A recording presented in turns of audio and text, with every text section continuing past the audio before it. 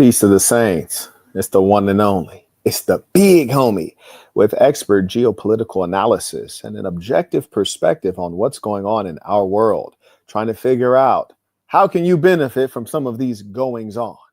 Because boy, oh boy, I can assure you, there is no one looking out for you in this cold world called the hells of North America. Here we go. By the way, as we go through, if you happen to appreciate good, honest commentary and insight as to how you can improve your life or make your financial lot better, given the current macroeconomic uncertainty, you can use this information below to send in your comments, your questions, your tithes, support tuition, or a URL for me to look at. Let's go ahead and get to this work. Here we go. This particular URL was sent in by one of the members. You can join at assassin.com, THESASN.com. Just click join. And he was asking, does this make sense or is this nonsense? And I'm going to break this apart because you find consistently that there is truth mixed with falsehood. And as a result, a great many are confused. And, I think the United States government wants you to be confused. I mean, just imagine you had public schools. They didn't teach you how to do taxes. Oh, curious. They didn't teach you the basics. So it would seem as though they would like you to be uneducated. But let's go ahead and dig in because there's a lot of confusing things like, why did we give so much money to Ukraine? How'd that benefit us? How did Iran become our eternal enemy? What have they done to us that's bad in the last 30 years? Somebody name something. Why is it that Israel seems to think America is a piggy bank? Lots of mysteries, lots of false histories. Why did I learn at the foremost public school on the planet Earth, taking a degree in political science, that Adolf Hitler died in a bunker with his mistress, Ava Braun, and he took poison and shot himself? And now we're hearing alternative facts, who knows, that apparently he was able to escape to Argentina. We know a number of the Nazis did. So the world is complex. There are many folks lying. I guess when we say many folks, we mean your government. Let's go ahead and get to this work. I'm going to do it like only I can do it. Here we go. He sees it clear as day. For 3 decades. Now let me go ahead and refresh this, make sure we hear this from the beginning. So he created Alibaba, which is the Amazon of Asia. So he has simplified things, perhaps in a way that's not quite useful. Alibaba is a corporation that I've had stock in many times.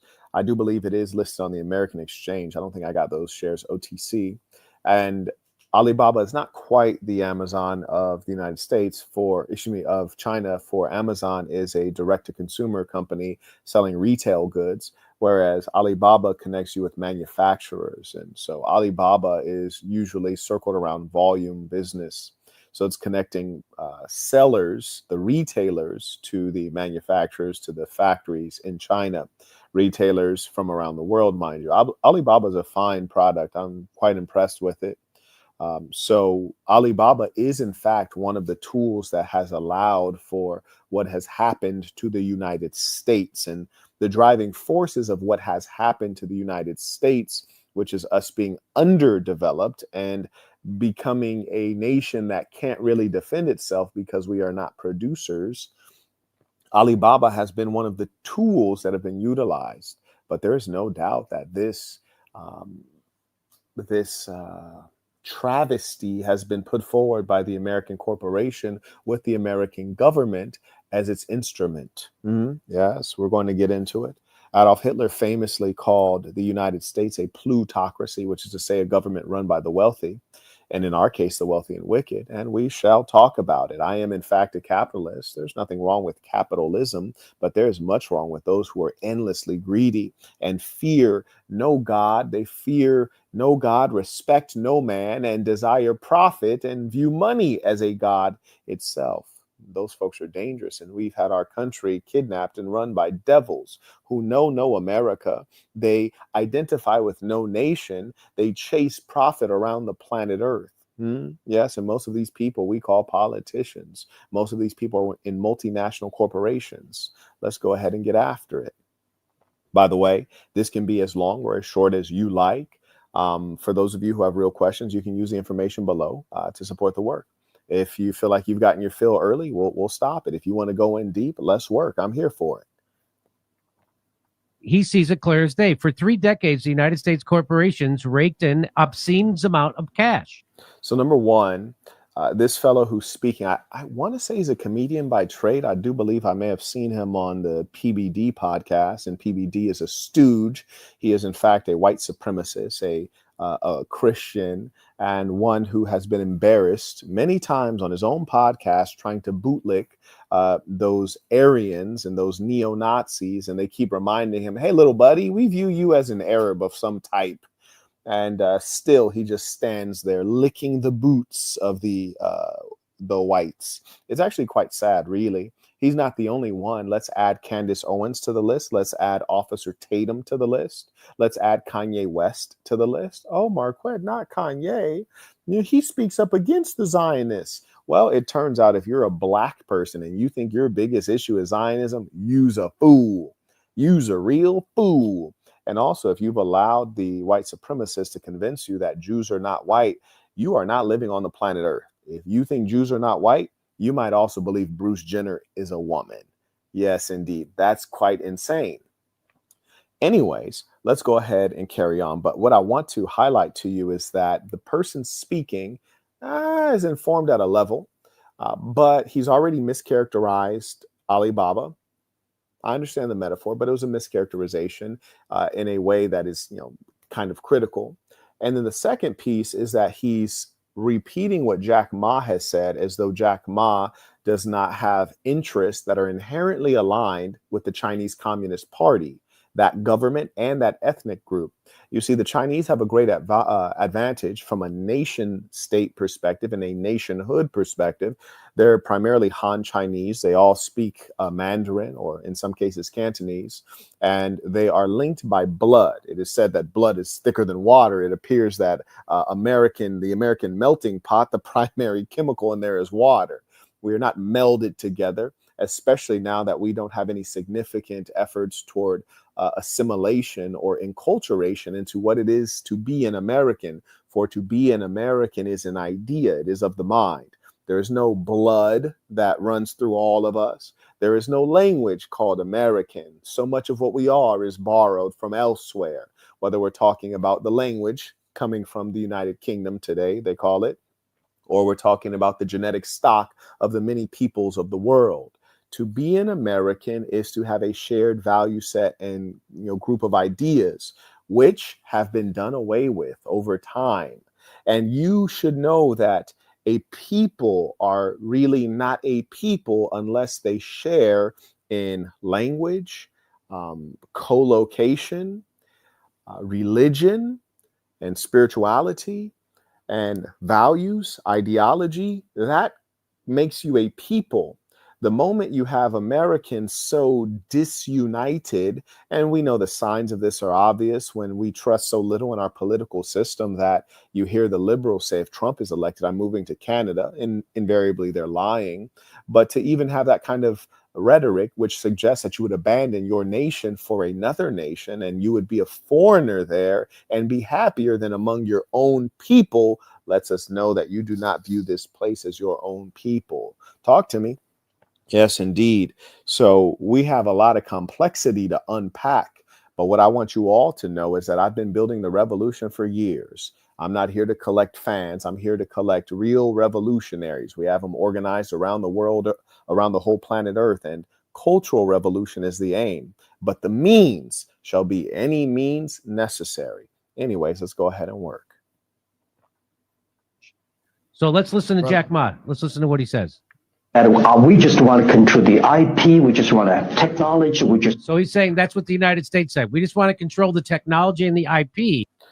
When they say IP is short for intellectual property. Now, this is quite a curious statement because it's very well known, even in the mainstream, that intellectual property is something that China is often stealing. And China is actually not the only culprit of this. In fact, I lived in South Korea for a few years, and in South Korea, they bootleg various technologies that we have, whether it's Google technologies, it's Apple technologies, which there was a case for this, lawsuit from the Apple Corporation. They have technologies like cacao, Naver, etc., which are complete clones of American technologies. And what's more, they basically block our corporations from going into their markets. And I shouldn't say our, I don't have a stake in those corporations, except that I do have a little bit of stock currently in Meta.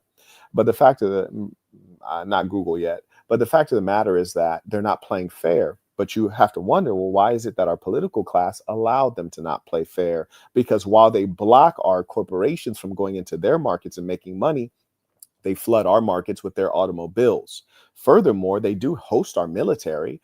So, and as I said, I've seen it firsthand because I lived in South Korea. So if we can have American troops there, why can't we have American business there with a greater presence, especially in the critical areas, namely technology?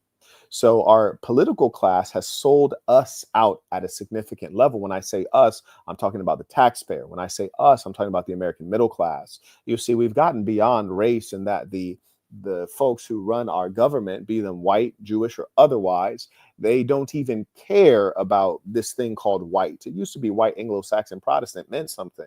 You might screw over the Negroes or the coloreds of some sort, but you'd protect your own. Now whites don't even help whites. Now the police will beat you in the head, whether you're white, black, blue, purple, or otherwise, because they are merely agents of a corrupt government that is vicious and violent. And that is why you pay taxes, not because you believe or because you're getting benefits like, I don't know, say the people in Oman or the people in Qatar. You're paying because you are being forced. It's a mafia that you're a victim of. And the police, which are a part of a police state, are little more than a gang.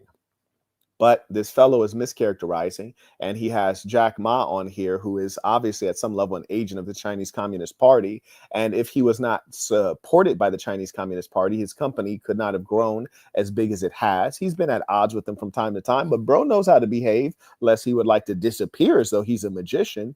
So Jack Ma is certainly, as a Chinese person, whether he has nationalism aligned with that nation state in the Chinese Communist Party or merely pride in his race and heritage, he is not going to betray them for us. So when we listen to him, we know that we are listening to an agent of China, full stop. Now, this fellow who's speaking right here, he may have some disagreements with the American government, what have you, but it's not quite right to mischaracterize things in this way. I don't think he's an unintelligent man. I think he's a very intelligent man, well-informed, but there are certain types of lies that are dangerous.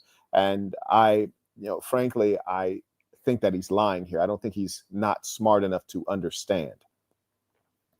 On the brand to leave the lower end jobs for the world. Great strategy.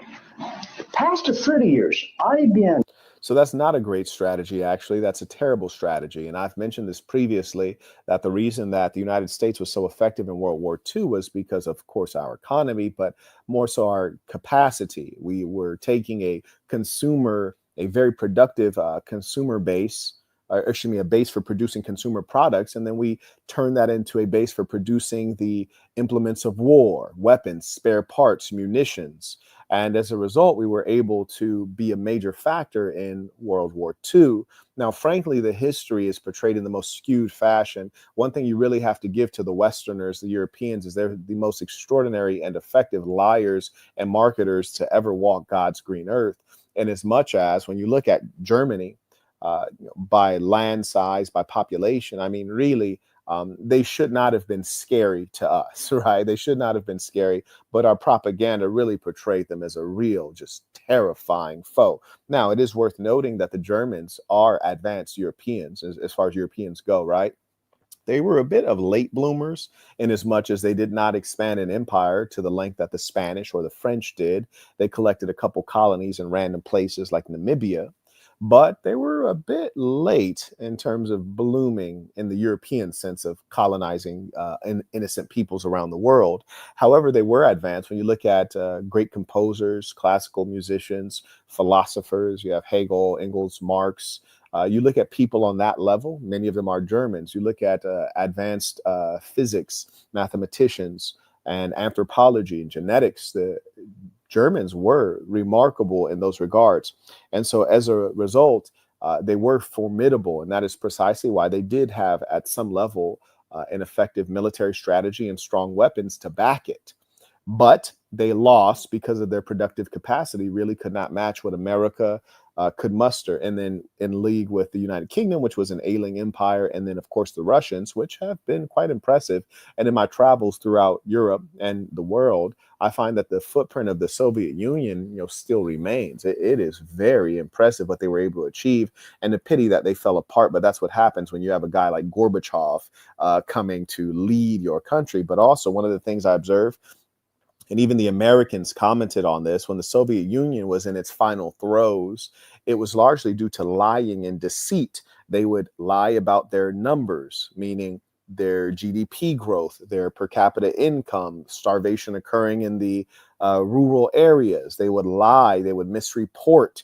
And because they were misreporting things internally, they didn't have an accurate reflection of where they stood as a nation, as a productive force, as an economy. And that's when things start to go left. America is starting to lie to itself. And we see this among our political commentators. We hear one source says America has the biggest economy in the world. We hear another source say China has the biggest economy in the world. And you can't trust either one. Precisely why I come on here to do these talks, to try to pull away some of the lies such that we might understand. Shout out to the ballers. Shout out to Justino, the very first person coming on supporting the work, came in via PayPal. I appreciate you.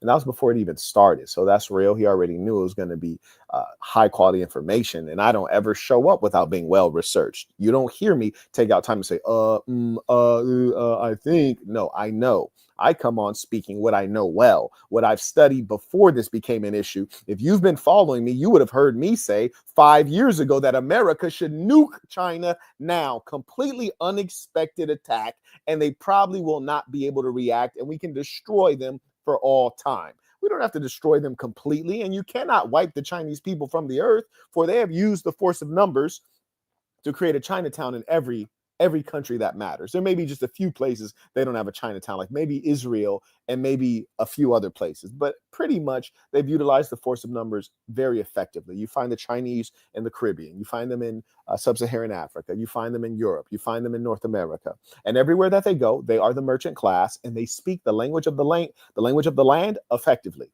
And they stick together, and they have Chinese school. Every Saturday they'll go, they'll learn language, they'll learn history, they'll learn the things that link them together. So I remind you, shout out to the Zionists, shout out to the Chinese. It is not upon me to hate them. It is upon me to align with that group that favors me, but also to be honest and acknowledging and giving respect where respect is due. You hear me? The Zionists are doing a wonderful job.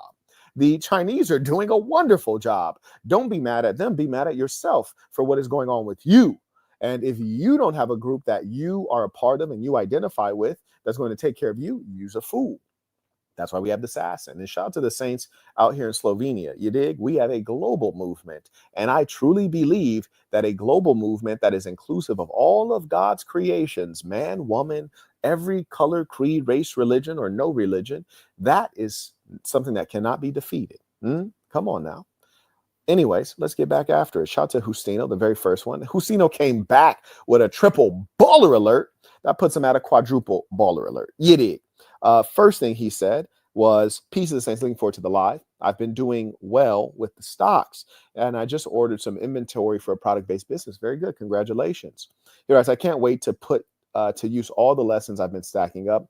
Thank you for your time and effort as always. Indeed. And I appreciate all of as we say within this thing of ours, show love to those who show love to you. So I appreciate Justino, good brother. I had the pleasure of meeting. He writes, tomahawk steak on me, no sparkling water. Bro, I'm trying to tell you, man. Shout out to my Europeans, man. I still love y'all, but y'all be tripping, man. I can't go hang out in Europe and have a proper meal without you guys offering me some sparkling water. And then I'm trying to sit outside to enjoy fresh air. And you boys keep smoking bing bings left and right, sitting in skinny jeans. Come on now. Y'all got to chill with that. Anyway, shout out to Patrick. Supporting the work. Appreciate you. May I also acknowledge Miles. He writes, peace to the saints, Mr. Burton. I have two political questions. Trump just fired Mike Waltz, who was the national security advisor. Waltz started the Signal chat that leaked war plans to a reporter. Now, I want you guys to know that this is all theater, these kinds of things. I want you to know sometimes things they say were leaked. Oh, it was not leaked. It was not an accident. It was by intention. Sometimes information is given to the press to push a certain narrative. Sometimes it's done by the government. Sometimes it's done by rogue agents. Sometimes it's done by whistleblowers.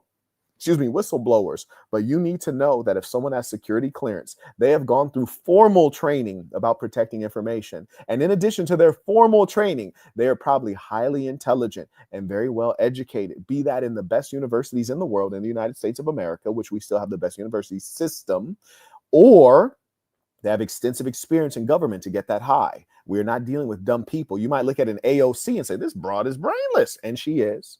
But you're not looking at people in the intelligence sphere or in the military apparatus in the United States who are brainless. These people are very clever, extraordinarily ruthless, and I wouldn't trust a thing that they say about something that was accidentally leaked. In fact, you might even understand that perhaps it was leaked by someone else and blamed on him to maneuver him out of government. There are a lot of things that could be done. And you study history, you'll find that these are not new tricks. You look at the Nazi Party, and I believe the gentleman's name was Ernst Röhm. Somebody tell me, how did Ernst Röhm, what happened with him in the Nazi Party? What happened with his life? Well, sometimes, even within your own political establishment, you find that certain figures are no longer useful, or they're dangerous, or they might try to take power, or they might try to usurp power from the real, or the guy who's holding the real power, like say an Elon Musk versus Trump. Elon is a bit, I'm not going to say he's autistic. I hate when people try to pathologize things. You're not a doctor, and psychology is a pseudoscience if ever there was one,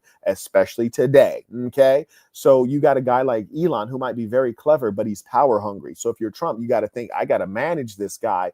Furthermore, you see Elon Musk tweet out on his platform, which, mind you, Twitter is a competitor of Truth Social, right? So Trump and Elon are odd bedfellows. Why is that, Marquette? Because Trump has Truth Social, Elon Musk has Twitter. Well, those are direct competitors, direct. Then furthermore, Trump is the president. Elon Musk wants to be the president. Those are direct competitors. Trump is putting on tariffs for the future of America. Elon Musk is a South African. Americans care about what happens with the nation and the life of the nation. Elon Musk is concerned with compensation, which is to say the profitability of his corporations, which often rely on significant parts from abroad. China being one of those sources. International trade and commerce is critical to any international businessman's business. I personally have business losses that have been incurred due to these tariffs. So at scale, of course, Elon is going to hurt much more.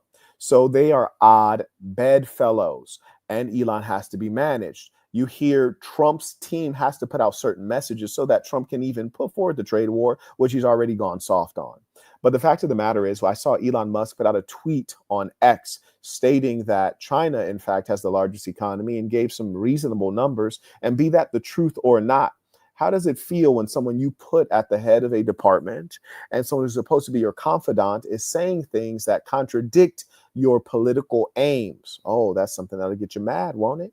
Yes, it will, because we must believe as Americans that we have the most dynamic economy, the largest economy, and that China is overly reliant on us. That is why we would believe that we can win a trade war. But if what Elon Musk says is correct, and China is the biggest economy, and they can make some minor changes and restructuring, and they can endure, well, then we would lose the trade war, and Trump is setting us up for failure. And Elon would have been the main person pointing that out on a platform that has a tremendous reach. You see what I'm saying? Odd bedfellows, which is to say Elon's dangerous. He needs to be moved out of the way. No, Trump is not ruthless. I know he's not ruthless, because if he was ruthless when he got in office the first time, he would have did what Marquette Devon Burton said do, which was number one, deal with your domestic enemies and that whole infrastructure that is against you. It's called the Democratic Party, and at some level, the Republican Party. First person should have went to jail should have been Hillary Clinton. Now, here's the irony. You failed to deal with your enemies domestically, and then what happened? They tried to send you to jail. Little buddy, you thought you were going to be civil. Well, it turns out that they weren't being civil. You lost. And that's why I always tell you guys, you cannot defeat those who are more ruthless than you are. And that's why I pride myself on being the most ruthless character possible. And I want everyone to know, if you ever go against me, you're going to lose. And if something bad doesn't happen to you in the next 10 days, don't count out that if something bad happens to you 10 years later, that I didn't have anything to do with it, because I don't forget and I won't forgive. You dig? Anyways, carrying on. Gentlemen, further writes, rumors are also saying that the Department of Defense, Pete Hegseth, is on the chopping block next. Well, we can never know. You see, this is the problem with investing in the stock market. There are those who have insider information. That's why they make their trades early and effectively, you see. And importantly, we don't know the inner workings. It's kind of like a marriage. There may be disharmony within the marriage, but from the outside, you think all is well because people with common sense, decency, dignity, and who are civil are not going to speak ill of their spouse in the public sphere. But then all of a sudden they get divorced and you're wondering why. Whoa, I didn't see that coming. Of course you didn't. They weren't telling you everything that was going on, which makes perfect sense. And so as a result, the government, of course, is going to try their best to present a unified front, but it is a front, it is a facade, especially in a civilization where you do not have a king. You do not have a leader backed by spirituality. You do not have a leader who came in with his own political party. That's one of the things I always remind you about Adolf Hitler, which is why he cannot be compared to Donald Trump, because Adolf Hitler came in with his own political civilization. He came in with the Nazi party. They had their own flag. They had their own stormtroopers. He had his own protection. He had his own paramilitary. He had his own ideology. Come on, this is different, man. It's higher level stuff. That's why he was so hard to dislodge. That's why he was so effective in getting people to fight to the end. It's different. Trump doesn't have ideology. He has a phrase that he bootlegged from someone who was in politics in the 1980s. What is that, like 50 years ago, half a century? Something like that? Make America great again? Come on, man. He didn't create that. Not saying there's anything wrong with stealing things. America's been great at that. Hell, the whole land we call today America was stolen. But the fact of the matter is that he, of course, is going to have some house cleaning to do. He didn't come in with his people. Trump came into a political structure that he called a swamp, and it is, in fact, a swamp. But he'll know how to clean it up because at a high level, he's a part of the swamp. How do we know that? You look at his track record. He's been utilizing the swamp, yes? Donating to campaigns on the left and the right side of the aisle, just like Trump, Obama, Bill Clinton, Bush Sr. and Jr. You see them all wearing the small hat in Israel, touching that wall, giving their submission to a foreign nation. He's a part of the swamp. We were just hoping there was still some white man left in him. Apparently, he's been turned into a docile white female. Yes, in fact, I don't even know if we can call him a white woman. He's just a white girl. Because white women are hella unruly. You hear me? Them liberal white women, they're a real pain in the ass. They're very unruly. Bro is a white girl. Yes, indeed. We thought he had some white man left in him. Yeah. I tell you, the white man today is not what the white man of yesterday was. Just imagine you were masters in the land, and now, today, you wear the small hat of the one that you used to condemn, the one that you would not even welcome in your home or in your business. We've seen them take over. The Zionists, and this is not anti-Jewish, I'm pro-Jewish. Shout out to the Jews. You heard me? They're well organized. They take care of one another. I respect a lot of things about their culture, but the Zionists are dangerous characters. And the Zionists were written about by many persons of note throughout the ages. In America, one great American called Henry Ford, he even published a pamphlet about them, said, hey, they're taking over. Well, that was a long time ago. Looks like the takeover is mission complete. Yes, we should all be in the streets right now. We are in revolutionary times. And again, I want you all to remember, I'm the only one who has come before you and told you from the very beginning, we are organizing community because real life occurs in real life, not on the internet. We are organizing sections around the world. You've seen people steal my model. You've seen the persons who call themselves manosphere, red pill. All of a sudden, they're calling themselves by the name I've called myself by. Revolutionary. I'm the only one that took a degree in political science. I'm the only one who used to work in government and got out of it because I found that it was truly a swamp filled with greedy, incompetent people. I'm the only one who started with the trending news segment. Now we see everyone else does it. I'm the only one who's been going deep into geopolitics. All these YouTubers are my fans. I'm your favorite YouTuber. You watch, you keep an eye out. They start to call themselves revolutionaries, but we know that they are not revolutionaries. How do you start as a pickup artist? Now you're a revolutionary. You can track. You never heard me once say I'm a PUA, a pickup artist. You always heard me condemn red pill. You always heard me say this stuff is nonsense. Now all of them come my way. Why? Because they think they can make $1 off of it. There's no sincerity there. And this is what you must deal with in your political class, in your celebrity class. You find people are trying to make money off of saying the craziest thing. Check out Kanye as an example. You find that those who position themselves as political leaders are merely political speakers. Imagine you have the fellow Nick Fuentes, Nerd Fuentes. He's a mongrel mutt who is not pure white. I'm among the pure whites right now. I'm in Europe. He is no such thing. The Aryan Superman was supposed to be tall, strapping, muscular, blue eyes, blonde hair, a real example, a paragon of European excellence. This guy's puny, short, virgin. He aligns with none of the actual values. And so you're really dealing with a situation where you're in a circus, but you don't know it. You're looking at clowns thinking that they're political leaders and deep thinkers. Come on now. It's real nonsense here. Just imagine the boy is clearly not a real European. I'm around Europeans. I mean, these women are almost seeing eye to eye with me. They're tall. The boy's like 5'8" and a virgin.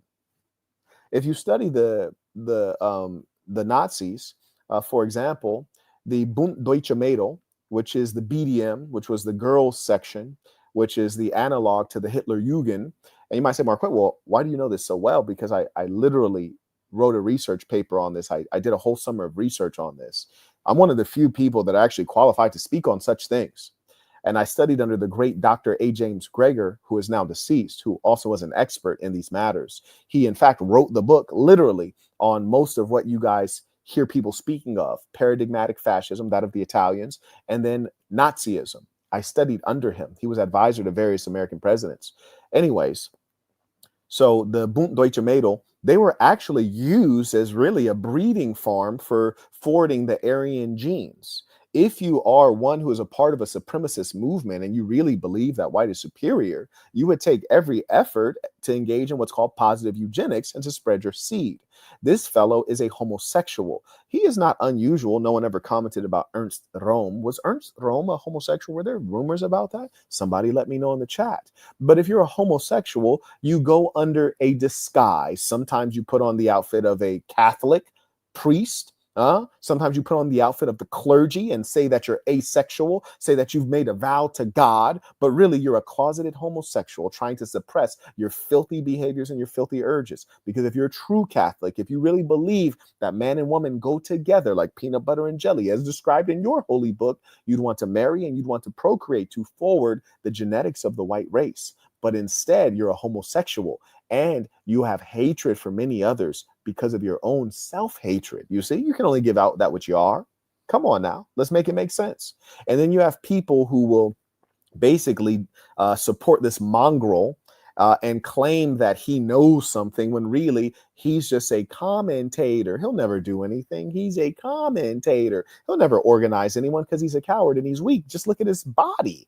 Bro is built like a goddamn bag of slime. You hear me? So yes, let it be known. Let it be known. Real white supremacists want to propagate the white genetics. You have to do that by having sex with women, you homosexual fella. Real religious people get married early. Why? Because it's like fulfilling half of the religion to engage in the bond of marriage under the law of God. And it's very easy to get married when you are Catholic. This is your value set. This is a huge religion. There's a ton of options. I just want to bless you all with a little bit of reality and truth here, okay? Because some of you are deluded.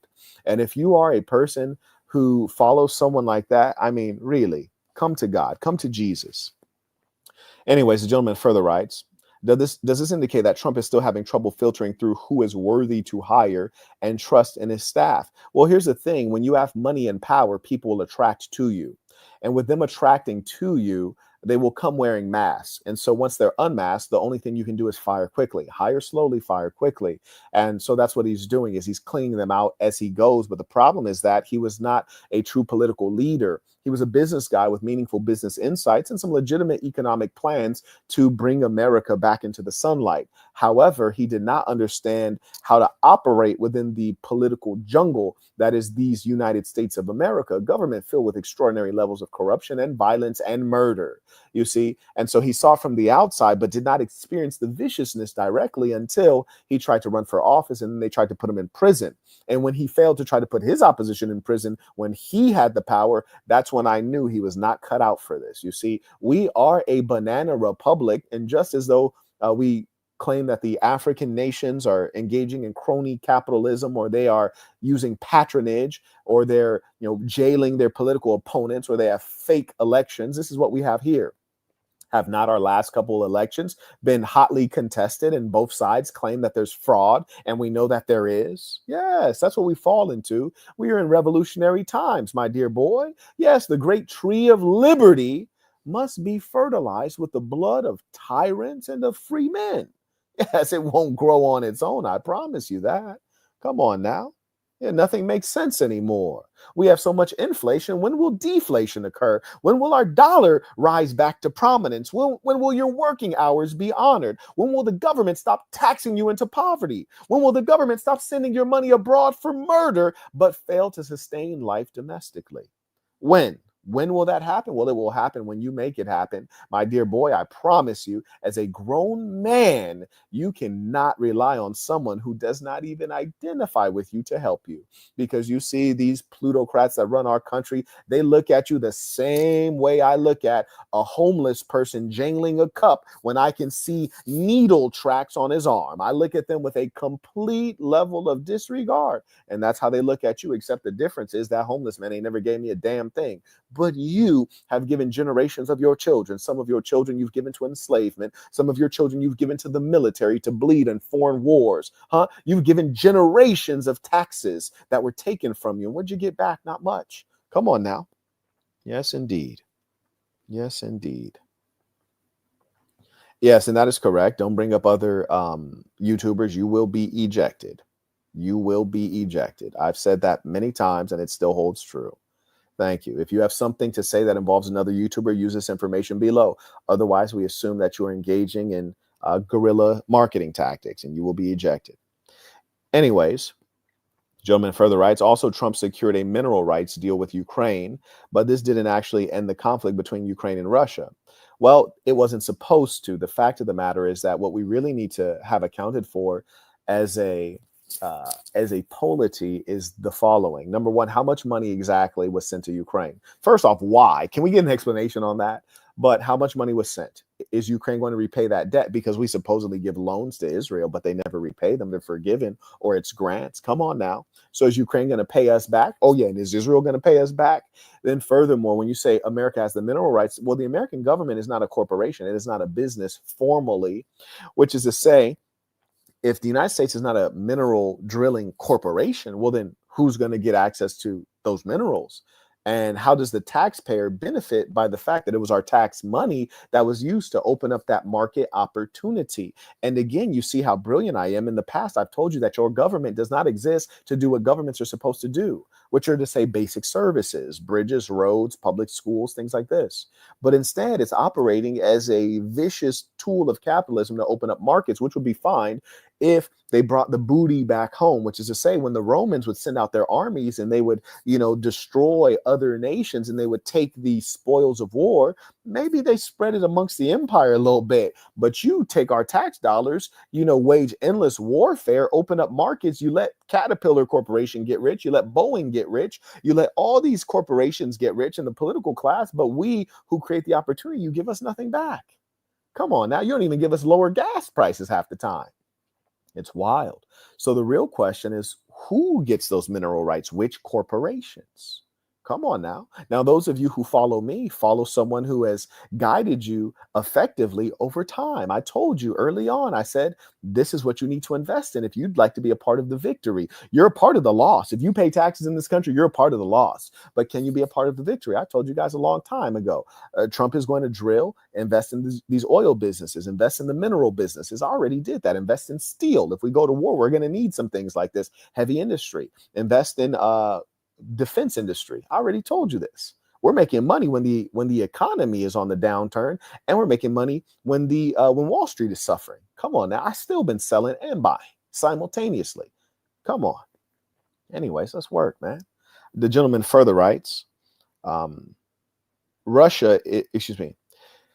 it seems good on the surface to get back what we lost from all tax money. Well, it's not coming back to the taxpayer. It's going to go to corporations.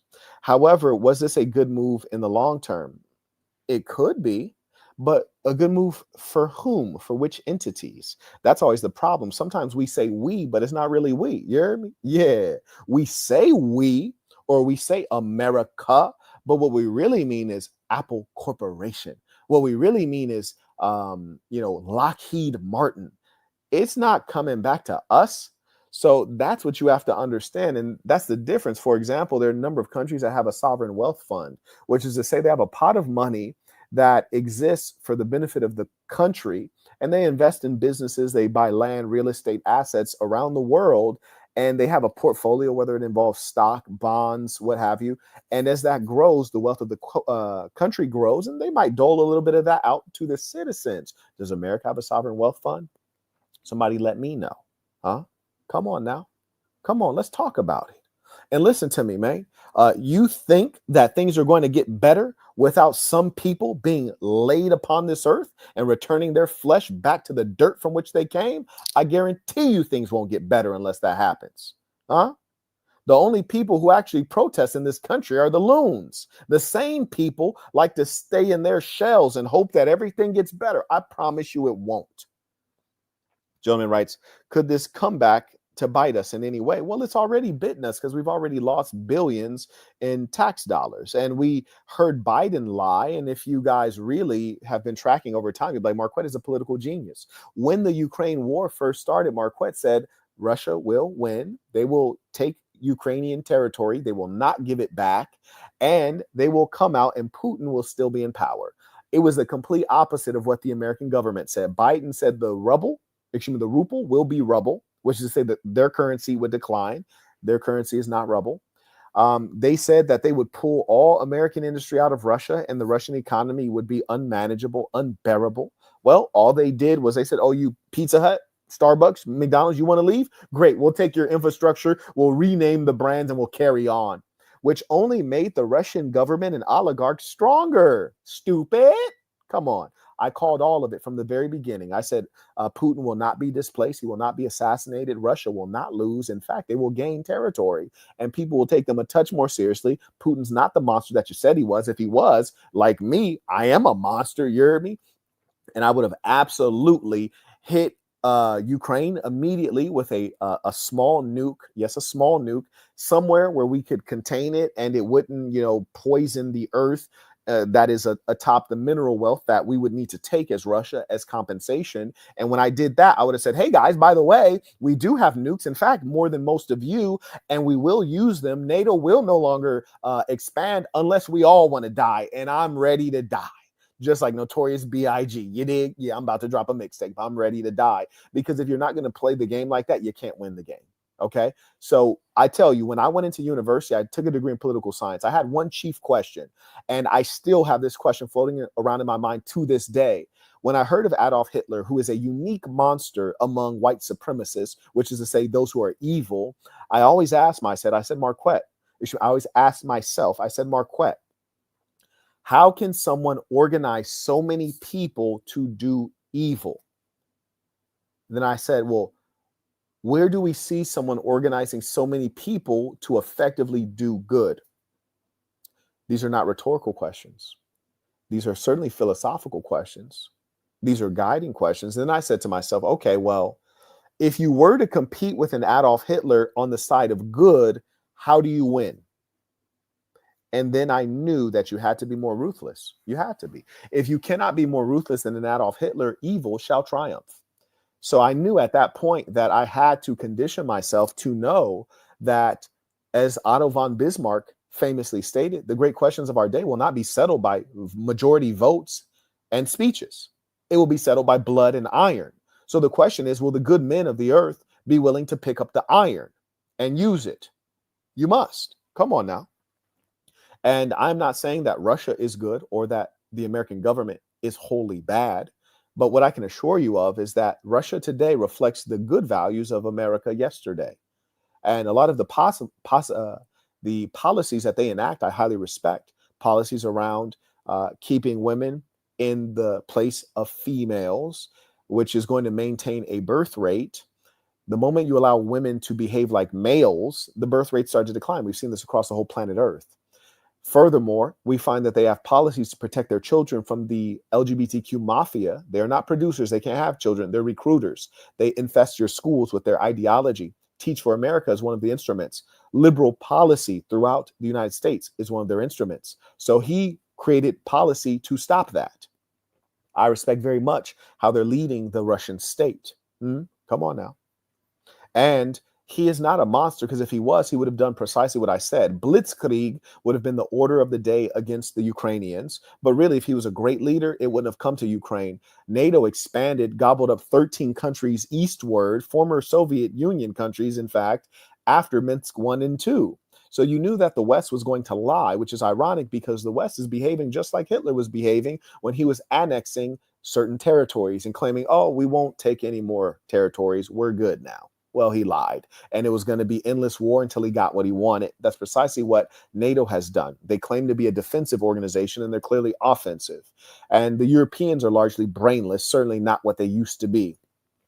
And so as a result, the Russians really are the last holdout for morality in the Western world, even though historically the Russians have not been viewed as the West. They are the West. I mean, come on. What are we calling them? Asians? Do they have Asian in them? For sure.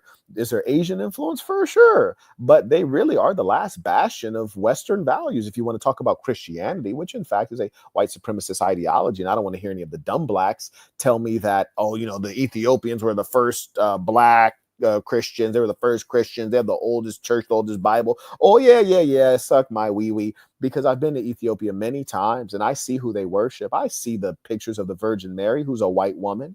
I see the pictures of Jesus, who's a white man.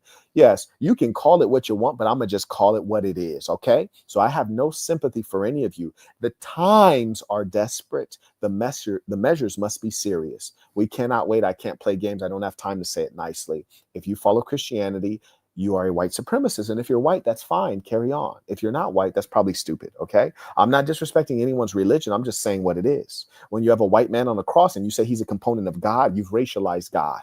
And whoever is closest to God is probably favored. This is also something that the Jews do. Jewish supremacy. They say that they're superior to everyone else based on their religion. Come on now. Let's break it apart. Yeah, this is the same stuff in different clothing, man. Yeah, you don't understand, but you're going to learn today, goddammit. Yeah, the Book of Dark Truth. Somebody post a link for the Book of Dark Truth. If you would like to understand the real world that we actually live in, instead of the BS that you've been fed in your schools or by your parents who don't understand anything more than you do. They're just repeating what they heard. Anyways, the gentleman further writes, is this the first step in ending the war potentially? Does America ever end wars? When has America not been at war? What you would have to do to actually end a war in America would be to change the whole political class. What does it matter? The war never ends, it relocates. Oh, that was brilliant. Someone send that to me. Marquette Devon Burton says, America never ends war, comma, they relocate the war. They never end war. It just relocates. Yes? I hope you understand. America's been at war with Iran for a long time. It has relocated many places. Syria, Yemen, come on now. Come on. America's been at war with Russia, relocates many places. Talk to me. Afghanistan, talk to me. Come on now. Yeah, you guys don't understand. It's complex. That's why I'm here to break it down. America doesn't end wars. They relocate wars. When has America not been at war in the last half century? Someone tell me. Yeah, we're getting into it today.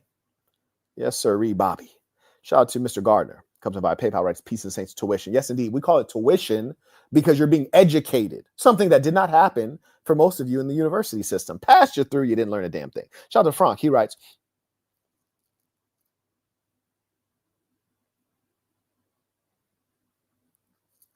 yes, Frank, I appreciate that. Yes, indeed. It is a failing of the technology. Shout out to Darren, supporting the work. Comes in by PayPal, writes tuition. Peace of the Saints. Appreciate you. Shout out to Darren, always supporting these important topics. Now, I also acknowledge Dominic. He writes, Peace of the Saints. What do you think the leaders are selling? Excuse me. Why do you think the leaders are selling out the middle class? Oh, I know. I don't think I know. I know precisely why they're selling out the middle class. It is the same reason that a person who considers himself a Zionist Jew would do you wrong if they consider you a Gentile or a Goy. Well, they would do you wrong because they don't identify with you. Yes. You see, it used to be that WASP meant something, white Anglo-Saxon Protestant. There was an in-group. They identified with one another. In this day, you'll have a white man who is upper class, who is in the 1%. He doesn't identify with a white man who's a hillbilly or who's from, Louisiana, or he's from Appalachia. They don't identify together because they're both white. No. You see, we have all kinds of things changing. The world is getting weird. For example, somebody let me know, did Donald Trump's daughter convert to Judaism? Is that a fact? I don't know. I don't want to report fake things. Somebody let me know. You see, they don't identify with one another. So when you have the whites in Congress and in the presidency, they identify with those in their class because their greed has overwhelmed their sense of belonging and identity. They know no God. They're not really Christians. They just utilize that when they can. That's why every American president has been a Christian. How Christian was Barack Obama with all them LGBTQ gatherings at the White House? They utilize that to engage the Bible Belt and the evangelicals to speak on their behalf. They don't really believe. Huh? How Christian can you be when you go to Israel and you rub that wall and you praise the Jews like they are Jesus, when really, according to your book, they were the ones who took Jesus out like a hitman? Come on now. They don't believe in that. Just as you may have heard Napoleon Bonaparte, former emperor of France, he said, if I were to lead a nation of Jews, I would carry the Torah. If I were to lead Arabs, I would pick up a Quran. Come on, man. That's why I made the Book of Dark Truths, so you can understand the real world. Don't live like a slore. Don't think like a thought. You hear me? Don't live by holosophy. Yes, these broads out here that were supposed to be, well managed and controlled by these religious texts. And then they co-opted the religious text. Now they're controlling you with the religious text. And then you got the politicians that are basically using the human inclination towards spirituality and using that to abuse and control you. Come on, man. What I'm telling you right now is the closest thing to gospel. You hear me? Yeah. And I dare you to bring one person who can contradict anything I've said. You can't. Anyways, the gentleman further writes, and how can the saints rise above the middle class to achieve everything the world has to offer? Well, number one is through unity. People speak of empire and they wrongly identify the concept of empire as being a function of money, when empire is a direct function of people and unity, shared values. Empire, that's the people. The Roman Empire was vast. It was inclusive of many people. That's why it had power. Why is China a dangerous foe right now? Population. Why is India really a place to be feared? Population. You can say all you want about India. They have the highest number of people who use the bathroom outdoors, defecate outdoors. It's true. They also have a tremendous number of people who are highly competent engineers. I have a feeling that's going to work in their favor, even if people are taking a boo-boo out in the fields. Look at Brazil. Part of the BRICS, significant population. Population matters. Nigeria, explosive young population. It matters. Their economy. Did they overtake Italy yet? If not, they will be soon as an economy. You're seeing sub-Saharan African countries beating European countries that were former powers. Italy, remember the Roman Empire? Apparently things change. Come on now. Track this with me, man. Yes. Track this with me. We're going to talk about it, man. I talk about it because I know. I don't come and talk to you about what I'm guessing on. I talk to you about what I know. And remember, the difference is how many of these YouTube commentators, ask them, how many of you have lived in another country? Number one, lived, not visited, lived. Number two, how many of you have lived and or done business with a government that matters in politics today? How many of you? None of you. So you don't know. You don't know from a practical sense. You know about what you read. When I talk to you, I've done business with the Chinese Communist Party, and you can see it. It's documented. Somebody dropped my IG so people could see how bosses live. I've done business with the South Korean government. I know how they block American software companies. Come on now. And I also know how they try to steal America's talent in their high growth companies. I was one of them. Same thing with China, Belt and Road Initiative. I was a part of them trying to bring in high growth companies and get the latest in technology and offer us everything that we could possibly want. Come on now. Shit, I might have been one of the people that brought COVID to America. You heard me? I was in China the December before COVID broke out. Came back sick as a dog. Yeah, me and my assistant. Come on now. Yeah. Let's talk about the facts here, if you don't mind. If you don't mind. Anyways, may I acknowledge Nate Lou, who writes, showing love, long-time member. Keep it going. Yes, sir, you are a long-time member. And that's a beautiful thing. I recognize long-time members. I know who you are. Shout out to Eric. He writes, who are your top 3 philosophers? Number 1, Marquette Devon Burton. In this day. Because in this day, I got what we need for today. Marquette Devon Burton, Marquettism, number one. And it's practical. Number two, not because I agree with the philosophy, but because the beauty of the arguments is extraordinary, even when they're specious arguments.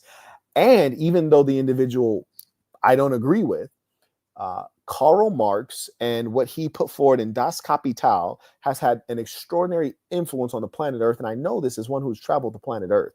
I've been to the former Soviet Union countries. I've been to communist countries. Hell, I still do business in communist countries. Vietnam, I do believe, still considers himself a communist country, and China as well. The impact of the ideas of communism are just extraordinary. And so for that reason, Karl Marx has to be up there. You have to respect it. Beyond that, not much else matters, but there's, of course, critical people. There's Burke, there's Hobbes, there's, great economists, Adam this or that. Yeah, those people are all important. But in terms of transforming the way human beings, everyday people live, and what everyday people think and say out of their mouth, man, you can't really compare anything to what Marx produced. And I don't think Marx was trying to produce political movement. He was trying to describe forces that he believed to be inevitable. And of course, we have to acknowledge Vladimir Ilyich Plekhanov Lenin, who created Marxist Leninism. And that is really what was the engine for the spread of these ideas around the world.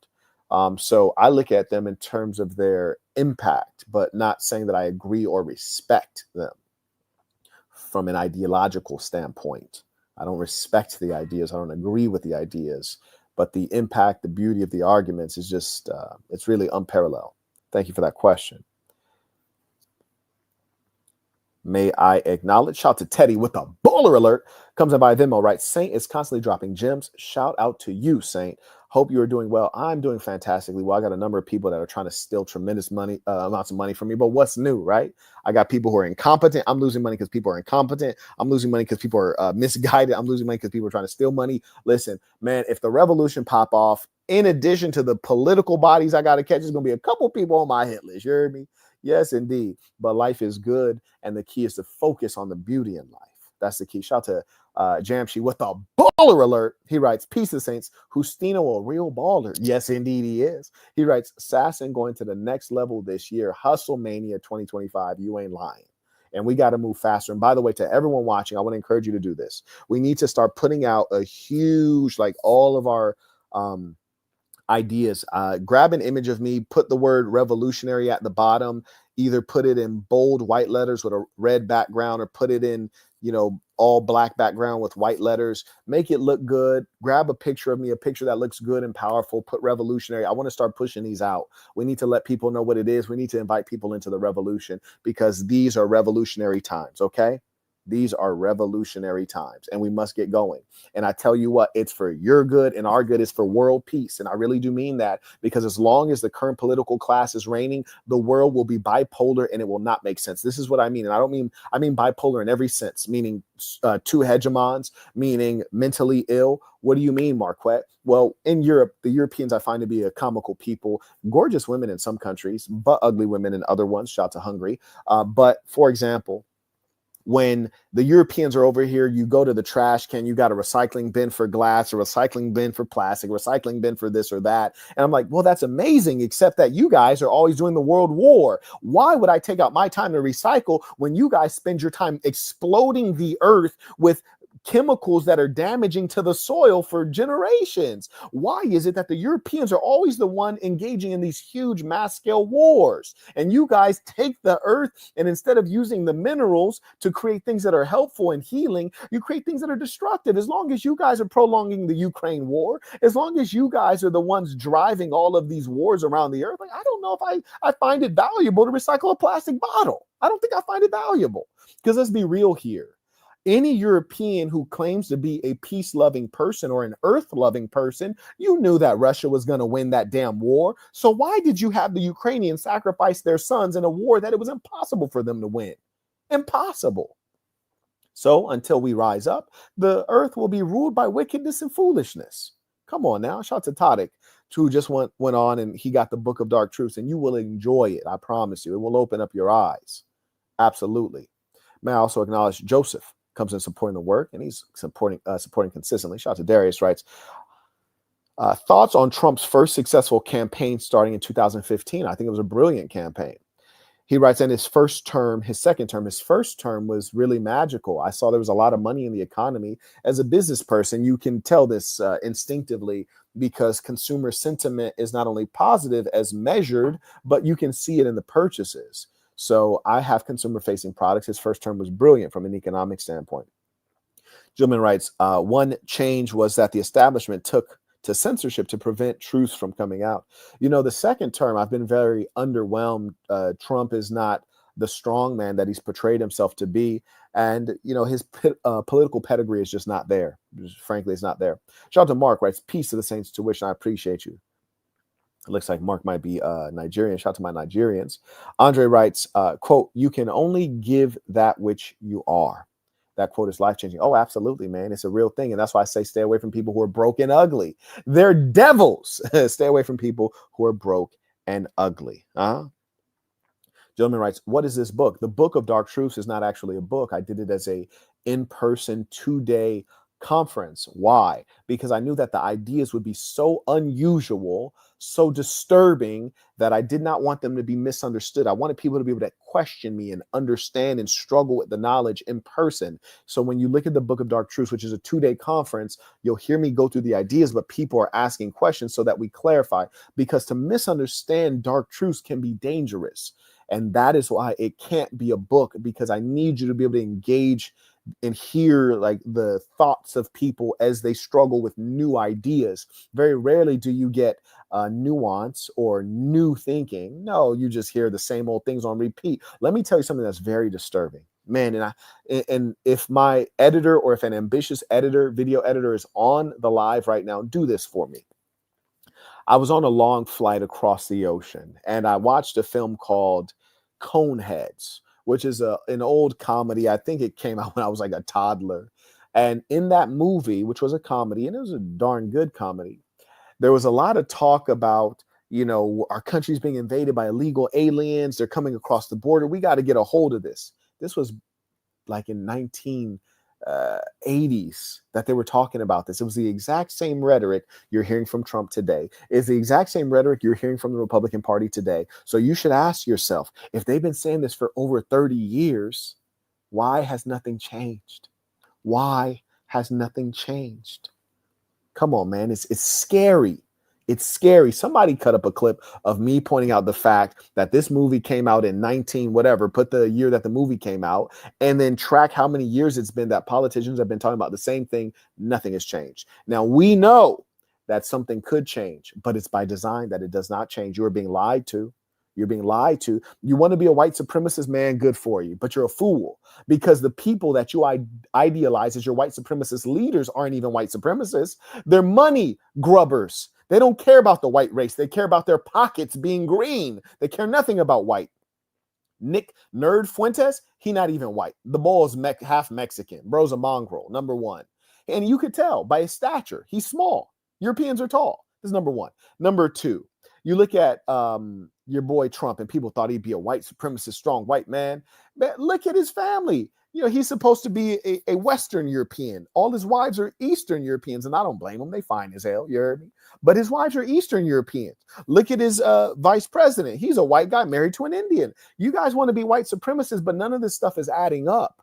You need to be realistic, and deal with that which actually is going to take care of you and embrace you. I welcome you guys to come within this thing of ours, the assassin. You heard me? Yeah, I welcome you to come within something that's sensible. Yeah, let's talk about it. Yeah. Oh, and his daughter married a who? Married a who? Yes, indeedy. Let's talk the facts. Yes. That's all I got for you. I don't have any lies. I don't have any cut. I don't have any nonsense. Just the facts. Shout out to Jerson. He writes, peace to the saints. What is your take on gold hitting record highs? Of course. Of course. Macroeconomic uncertainty. Gold is a place that people go for safety. He writes, I told my father it's been government's buying. Well, there's truth there. Absolutely. But here's the thing. I bet they bought early. Come on now. I bet they bought early. And I appreciate you, Shah, for sending along that quote. I am going to, at some point, I might not even get around to it because there's so much work to do. But I would love to have a book of quotes shared because, there's so many pithy statements that are very instructive that I would very much so like to share with you all in a volume. May I acknowledge Clay supporting the work via PayPal. Appreciate you. And shout out to all those men and women who stand up, support the work, make their name known. I acknowledge Darius. He writes, how come America became the world's most powerful military by the end of World War II? Well, number one, the advanced nations of the world. And when we say advanced, we're not talking about culturally. We're talking about militarily. That's generally the measure. And underlying military is technology, no doubt. It is a pity that the European ethic or the European way has oriented us on utilizing technology to kill each other in more clever ways. But we saw at the end of World War II, the industrialized countries were kind of deindustrialized through massive loss of life. And so that created a vacuum for the United States of America to become 50% of the world's GDP. And let us not forget the head start that they got with the enslavement, the mass organized enslavement of the Africans. So, and of course, they also got a lot of free land and goods from the mass murder of the Native Americans. So by various combinations of genocide and enslavement, the United States came out in a strong position. And it is worth noting that there is something unique in the American culture that allowed for high levels of innovation. And that is precisely why we really are due a great debt of respect, which we are not currently getting. And we have every right to reassert ourselves as a hegemon. But I would like to do it together for once. When I say together, I mean America as a nation of shared values, of people who have mutual respect and concern for one another, which would require that we must do a lot of rebuilding. We must rebuild the American identity. Anyways, the gentleman writes, by the end of World War II, they were sent back with their tail between their legs by the Viet Cong. Ah, exactly. And I've mentioned that many times, which is the reality that Americans, having lost their religion, and remember, America was founded by religious zealots. You don't remember the Quakers, the Pilgrims, all these guys. Some of them are still around. We see our religious zealots, the Amish, who, mind you, they make perfect sense. You see the beauty of their life. We see that they have very low rates of autism and things like that. Maybe it's not only because they don't eat processed foods. Maybe it's because their women get pregnant early when they're actually fertile and healthy. Maybe it's because Western women and women around the world think that they can go do all this stuff like a man and then get pregnant at 30 and the kids are going to be healthy. Stop it with that old dusty vagina. You hear me? Them dusty, dirty, dingbat, degenerate, half brainless kids you guys are birthing are unhealthy. This is like the opposite of eugenics. You hear me? This is like idiocracy here that's going on. But anyways, when you let females rule the world and their thinking dominate, this is what you get. Anyways, Mr. Chambliss, the reason that America could not beat the Viet Cong with our mercenaries, which is to say paid killers, is because the Viet Cong were fighting for blood, soil, and heritage. They were on their own land, fighting on home court. They were willing to get into those small crawl spaces in those tunnels underground, and they were willing to die and suffocate in those tunnels to maintain their language, their culture, their folk ways, their mores, their beliefs, their blood, their all of that. Whereas imagine you just went to war to get your college paid for. You hear me? You fighting for somebody you fighting against someone who has everything on the line, and your dumb ASS is there to get your college paid for. Bruh, you kidding me? You ain't gonna be fighting that hard. You're gonna be ready to go home early. And that's what happened. Yes? Come on now. Mr. Chambliss further comes back. He writes, how Christian is Donald J. Trump? Not Christian at all.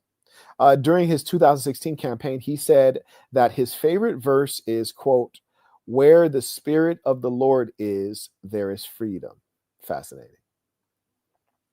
Shout out to Teddy, came back. He writes, I'm glad you're charging for the Book of Dark Truths. The average person is not ready for it. Bruh, listen, I put the price as high as I could reasonably expect because I did not want it in the hands of people who cannot handle it. I do not want it to be sold widely. It is a knowledge that people cannot handle and some will not know how to use it. And know that historically, great knowledge is not for the masses. You got junior colleges everywhere. You got big state schools, Ohio State, massive population, 40,000 plus students. Then you look at the Ivy Leagues, exclusive, small institutions. They hide away the knowledge. Why? Because you can't handle the truth. That's why. Come on now. You're damn right, Teddy. You get it. You get it. And if everyone that followed me was just like you, I'd give it away for free, goddammit. But I can't, because it would be destructive knowledge. As I remind you, it is not the instrument that is the problem. It is the holder of the instrument. A knife could cut a fine filet mignon steak, or it could cut your throat. Depends on who's holding it, huh? Yes, indeed. Yes, indeed. Yeah, we cooking today, ladies and saints. We are cooking with grease. Shout out to Darius, who just became a member at thesassin.com. That's THESASN.com. And as well, Spencer and Quadre just became a member at patreon.com/the Saint and the Sinner. And do know that all of the member sites are pretty much the same. They have the same content. And I encourage you all to become a part of this thing of ours. If you have been a member, and I'm sure there are members in the chat who can speak to this, our guys get together on a regular basis. They work out together. They exercise together. They eat together. They go out socially together. They spit game together. They protect one another. They support one another. I was in Atlanta, in my place in Atlanta. About 5 guys showed up on a couple hours notice to help me move out of there. They made a day and a half's worth of work into a couple hours, and we had a joy doing it. That's called community, ladies and saints. That's what we build. That's what we actually are doing.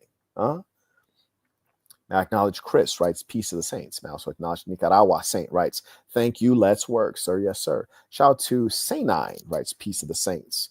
6 writes, paying my tuition, no matter how long or short this life will be, just know I'm thoroughly appreciative of the light you have already given to the masses for the free pieces. Bruh, you ain't never lied, man. It's crazy how underappreciated things are. Shout out to the young lady. A young lady was recently saying to me, she was saying, you know, Mark, I was listening to that live where you revealed that you sent out over 400,000 US dollars to people who follow you. Yes, it's true. When you go and buy products at thesassin.com, you click products, or you go to Sassin brand, SASN brand.com, you go to mdblabel.com and you buy products. Someone just like you, literally you, someone was watching me. They took a consultation. They learned product-based business. They created a product. In some cases, I gave them the product. I gave them my logo. I gave them the manufacturer. And they create a product, and they're making money hand over fist. And when you buy those products, it does not go to me. It goes directly to them. She says, I can't believe you do that. I say, I know. And I think that people it's not dawning on them, the idea that I'm giving away $500,000 that could have went into my pocket. Your own mother and father wouldn't do that for many of you. Come on now. Shout out to Mr. Chambliss. He writes, there's very little assimilation. Many people come here and disrespect those whose families were in the U.S. since 400 years ago. You ain't never lied. Massively out of line. Bruh, talk about it. Shout out to Aaron, writes, tuition, peace of the saints. Appreciate you. Good to see you again, Aaron. I may also acknowledge Travion, writes, peace of the saints. Shout out to Johnny. He writes, I got laid off and my old manager overpromised an award I earned and claimed I'd land a new role, but offered no real leads. Yeah, get like that, right? Yeah. Hey, listen to me, man. In my book, The Black Box, I talk about knowing who your friends are, knowing who your family is. Some people, they might share blood with you, still don't care anything about you. Come on, man. That's real life. That's real life right there. If you all haven't read my book, The Black Box, I recommend it. Now, mind you, books don't make money for people who have money. Maybe if you're broke, you might think a book is making you money. $5 a pop. Me making $5 in profit after the printing and all those costs, that's not a damn thing. I wrote the book for you. It took me over 10 years to write it, and it's a true story. Every single word in there. It's a book of guidance and inspiration.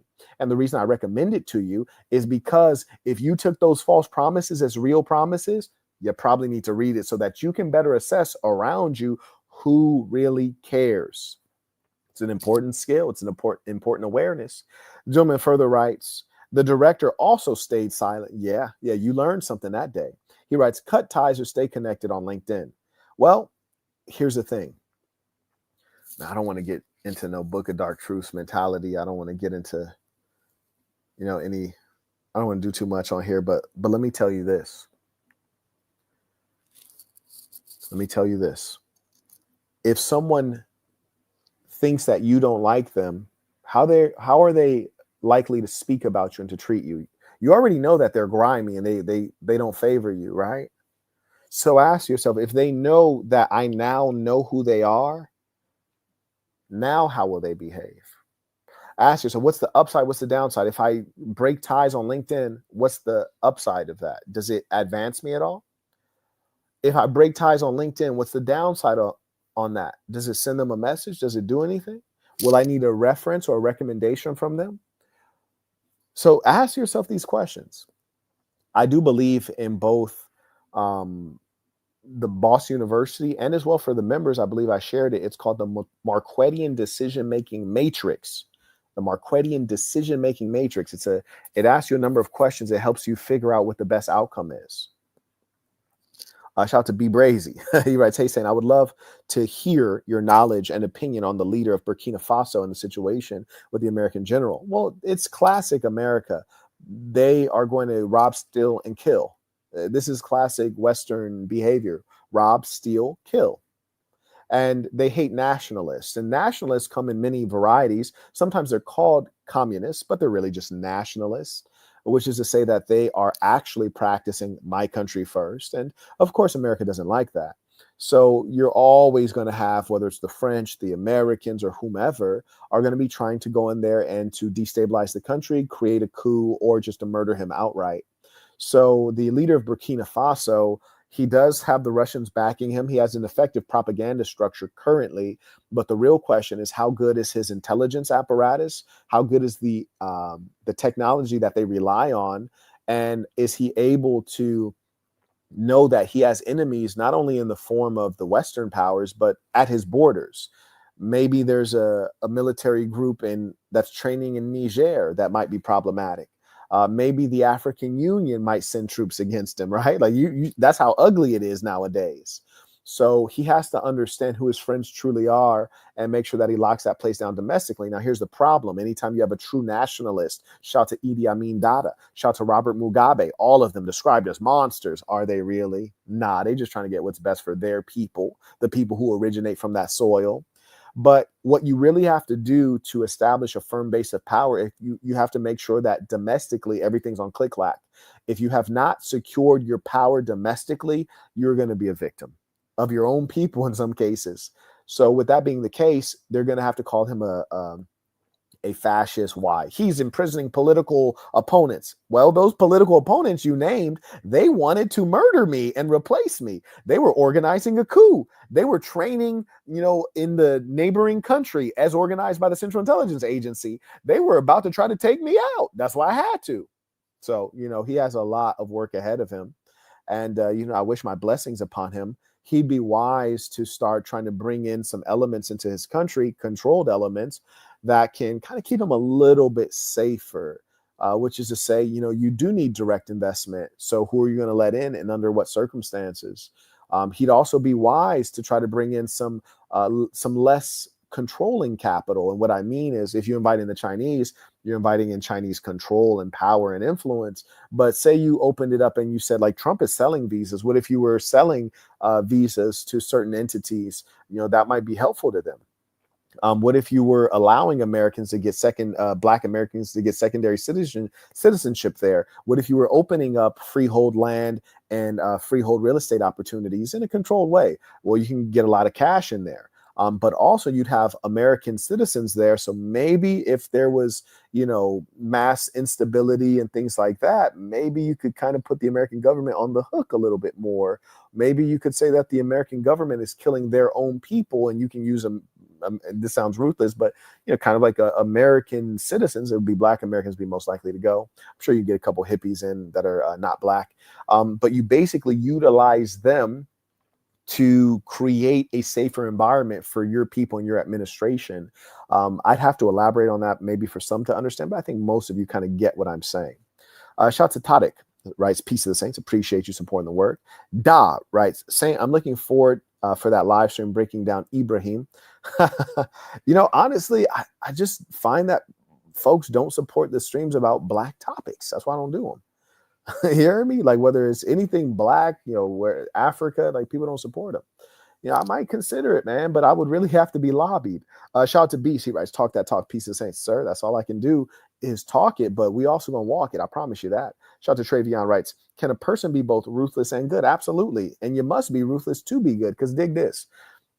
We don't understand good and evil. We don't understand right and wrong in this day. In fact, I would even challenge you and say being stupid is evil. Sometimes you take pity on stupid, dim-witted people and you think that, oh, they're harmless. No, they're dangerous. They're not harmless. They're the opposite. They're dangerous. Stupidity is evil, huh? And if you are a good man and you're not willing to be ruthless against those who are evil, you are doing evil. In yielding, you're doing evil. Come on now, like you telling me if you got a guy like Adolf Hitler who's saying that he wants to eliminate entire populations because they are not blonde with blue eyes and you do nothing, you're a good person? Stop it. You're a weak man. A good man is a strong man. And a good man to contend with evil must be ruthless. And that is precisely why Marquettism is a philosophy that brings you new ideas and a new perspective. Something that you can't operate in this world with your current understandings of Christianity. Turn the other cheek. America claims to be a Christian nation. They've never once turned the other cheek. They mass enslaved human beings. Come on, man. How Christian could they have ever been? Let's talk about it. And I'm not going to pretend as though the Muslims and Islam has not enslaved significant populations, and they just happen to enslave black populations as well. It's kind of fascinating when you think about it. But, we just keeping it real out here, man. Yeah, we just talking the facts. Huh? And I'm not going to pretend as though I don't think some people need to be enslaved. Yeah, they do. Yeah, they do. But here's the thing. I'm not going to base it on race because then we're going to miss out on a lot of talent. You had brilliant minds such as Frederick Douglass, a brilliant mind. You have brilliant minds such as Booker T. Washington, Hans Manslinger, many black inventors who either their intellectual property was stolen by their enslaver or whose minds entirely were not given the proper nourishment that would have yielded phenomenal products. So to do it based on race is silliness.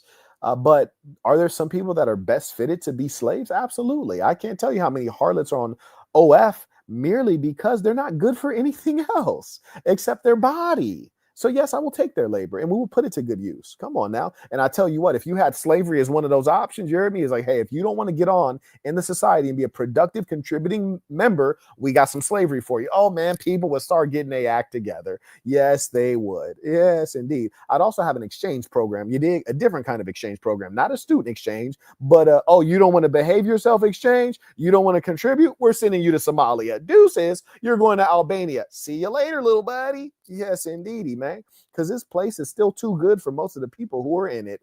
Let's talk about it. And if we're going to have immigration, let us skim from the cream of the crop, man. I don't want to have us as America picking immigrants in the same way that impoverished, skinny black guys pick white girls. You dig? Oh, they're digging in the bottom of the barrel, the fat, ugly white girls, and they do it for survival. I know what it is. But at the end of the day, they got to raise their standards. Black men need to raise their sexual standards.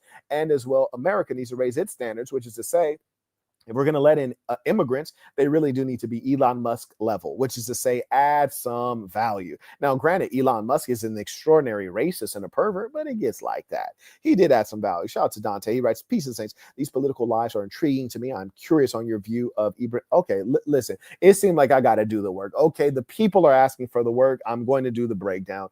I shall schedule it. Just give me a couple more reminders, maybe some DMs or emails.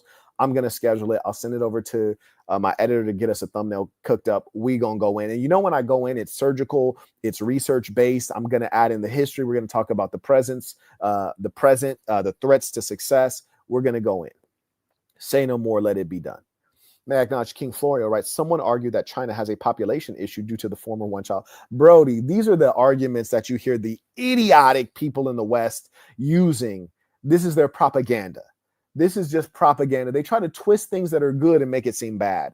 Now, we know that the American political class is not very clever because if they were clever, they know how to effectively utilize China's strengths against it. The master Sun Tzu states that, he actually states many things, but I'm not going to give you any quotes. I don't want to get too deep on you. If you want a breakdown of the Art of War by the master Sun Tzu, I do believe I have that exclusive for the members. Check the member sites. But let me tell you this. When you have a high population, that's a high number of people to control. That's a high number of people for a foreign government or a foreign intelligence agency to have. You have so many options for infiltration. You have a lot of options for creating unrest. You have a challenging management situation in China. America has failed to effectively exploit that, and that's primarily because China is homogenous. But China, it's a strength for them. They have a large productive capacity. They have a large manufacturing base. They have a lot of people who can work at low cost. They're using it as a strength, but it can also be a negative. But the American political structure has not known how to effectively exploit that, and it is difficult. But their claim that the one-child policy has been detrimental is like, knock it off. He writes, I find this claim ridiculous. Is there any truth? There's no truth to it.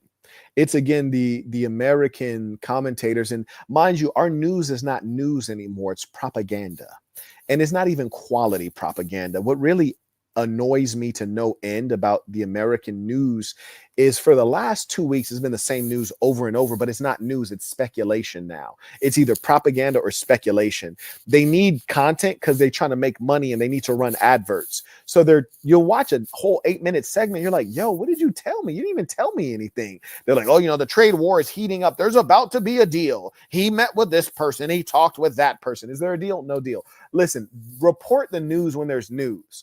Don't just report segments to run ads to me. And it just gets me so angry because, oh, and by the way, Trump is very disappointing. Listen, we give everything to South Korea. They are a satellite of America. Why couldn't we force them into a trade deal? That trade deal should have been done before he even said the word tariff, before he got out the full syllable. That trade deal should have been done. And that's because they're supposed to be our allies. Come on now. So South Korea, that trade deal should have been done. He should have been able to parade that around the world, huh? Brazil doesn't even have a proper military that's, tried and true. We should have just bullied them. We're supposed to control Latin America. Didn't we have a doctrine that says that we control Latin America? What happened? We're so focused on goddamn Venezuela and messing with them because they're communists. But then we got Brazil as a part of BRICS and they really flexing their muscles. No, that's a big economy, large population. We should have bullied them and made them fall in line ASAP because they're in Latin America. They should have already been in line. Come on now. Let's talk about it. Yeah, is Brazil a nuclear power? I don't know, but let's make them show us something. Have they ever deployed their military? Let me tell you something about military. To have an effective military, it's kind of like boxing. You might have trained boxing, but you ain't been in the ring. It's a little different. To do military exercises, it's a little bit different than actually deploying. We've not used our military strategically and effectively. May I acknowledge? Shout out to Cloud King, writes Peace of Saints tuition. May I also acknowledge Beezy, writes Peace of Saints. Thank you for teaching us as usual. You are very welcome. I acknowledge Mr. Buck, writes Peace of the Saints. Shout out to Majesty, writes Peace of the Saints. A leader would be foolish to not oppress their opposition. Why are Americans so sensitive and ignorant to topics like this? Well, here's the thing. Americans don't know who their opposition is. They think Russia is their opposition. Is it? They think Iran is their opposition. Is it? They think Israel is their ally. Are they? Come on. We got a lot of jokes moving around. So that's the challenge. We have a blinder on. You have Americans who claim that they're Christians. Somehow they're more aligned with LGBTQ and then they hate Muslims. Yeah, they'll accept LGBTQ, which God in their Bible describes as an abomination worthy of capital punishment. But then they'll hate the Muslims who mostly have the same values. They're religious people. They're monotheists. They're against LGBTQ. They're pro-family. Come on now. But somehow you align with LGBTQ. American culture is lost. They don't know who their friends are. They don't know who their enemies are. They don't even know who they are. That's why I have a 3-sentence Bible. Be yourself, be good to yourself, be good to good people. Sentence number 1, this is true gospel. Be yourself. Americans have forgotten who they are. They don't know who they are. The whites don't know who they are as whites. The Christians don't know who they are as Christians. Americans don't know who they are as Americans. Black Americans don't know who they are as blacks. Come on now. They don't realize Black Americans today are particularly comical. They don't realize that their culture and history is being programmed through Netflix and through hip hop music, which is controlled by Jews. Come on now. Let's talk about it. Yes. If you look 30 years ago, you would find that the Black American in the United States are the group with the highest levels of religiosity. They also have the highest levels of anti-LGBTQ sentiment. Today, we find that the statistic has gone upside down. And all of a sudden, we're cool with the LGBTQ. How is that possible when hip hop music, when it was more so close to its roots, which is Black culture, they used to be vehemently hyper masculine and anti-LGBTQ. And then you have Lil Nas X. Where did that come from? By design, my dear boy. It was not organic. Then you got increases in single parent households, which are supported by the United States government. Single parent, which parent? The female. Alienate the male, the masculine influence and the principles and morals. And then you have these boys growing up being super effeminate and weird and not protected. Come on now. Yeah, let's talk about it. Shout out to Joshua, came in with a baller alert, writes Peace of the Saints. And this man is a baller. This man only comes in with baller alerts. Some people, all they know is win, win, win. Mr. Chambliss writes, they will be sent to Worquetocratic People's Republic of Worquetoria. And shout out to the North Koreans, you heard me? Because them balls is serious, man. I respect the North Koreans. They're serious men over there. I respect it. You dig? Yeah, and I'm not going to let the American government tell me who my enemy is while you're stealing taxes and you have me driving down roads. I can't tell you, man, I'm driving big rims on the Maybach. You dig? I drive through a goddamn pothole. Pop! Man, I done lost a damn tire. I got to pay hundreds of dollars, $600 a wheel, man. Yeah, listen, man, the North Koreans have never caused me to have to lose money randomly because they will not repair the infrastructure that I'm paying to make sure is in good condition. No, I don't think the North Koreans are my enemy. Just like Malcolm X said years ago, or was it Muhammad Ali, said, you know, the Viet Cong never called me an N-word. Yes, indeed. Your enemy is right here next to you, little buddy. If you think that the Russians are your enemy or the Iranians are your enemy, you's a fool. Boy, your government is your enemy more than any of those entities. Come on now. We still got redlining today. We still got the fact that black people who are cash liquid with good credit still have trouble getting loans. Yeah, and I'm not talking about BS loans for cars. They can get that at an insane interest rate. I'm talking about for land, for housing. And I know personally, man, and the data bears it out. We're still dealing with the situation. And you can read about this in books that I have listed that are written by scholars that I know personally that are listed at amazon.com/shop/the Saint the Sinner. I'm just talking about the facts. You can have a black male and a white male go before a judge in these United States of America with identical records for an identical crime, and then the black person gets 30% more jail time.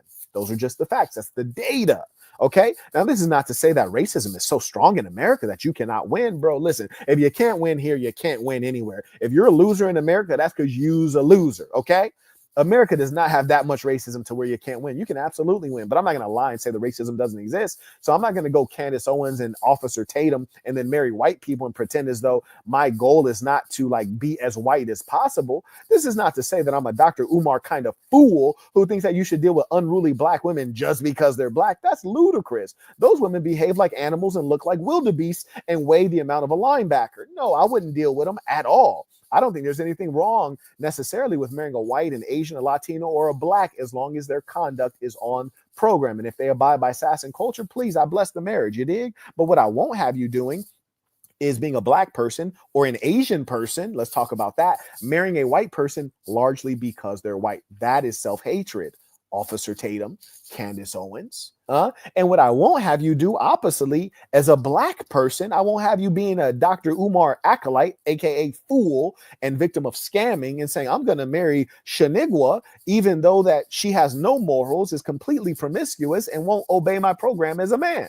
Absolutely not. You heard me? Your black skin ain't going to get you in. Not to this party, baby. You're going to have to earn your way or you getting turned away at the door. You did. Come on now. Let's talk about it. Yeah, we really cooking out here.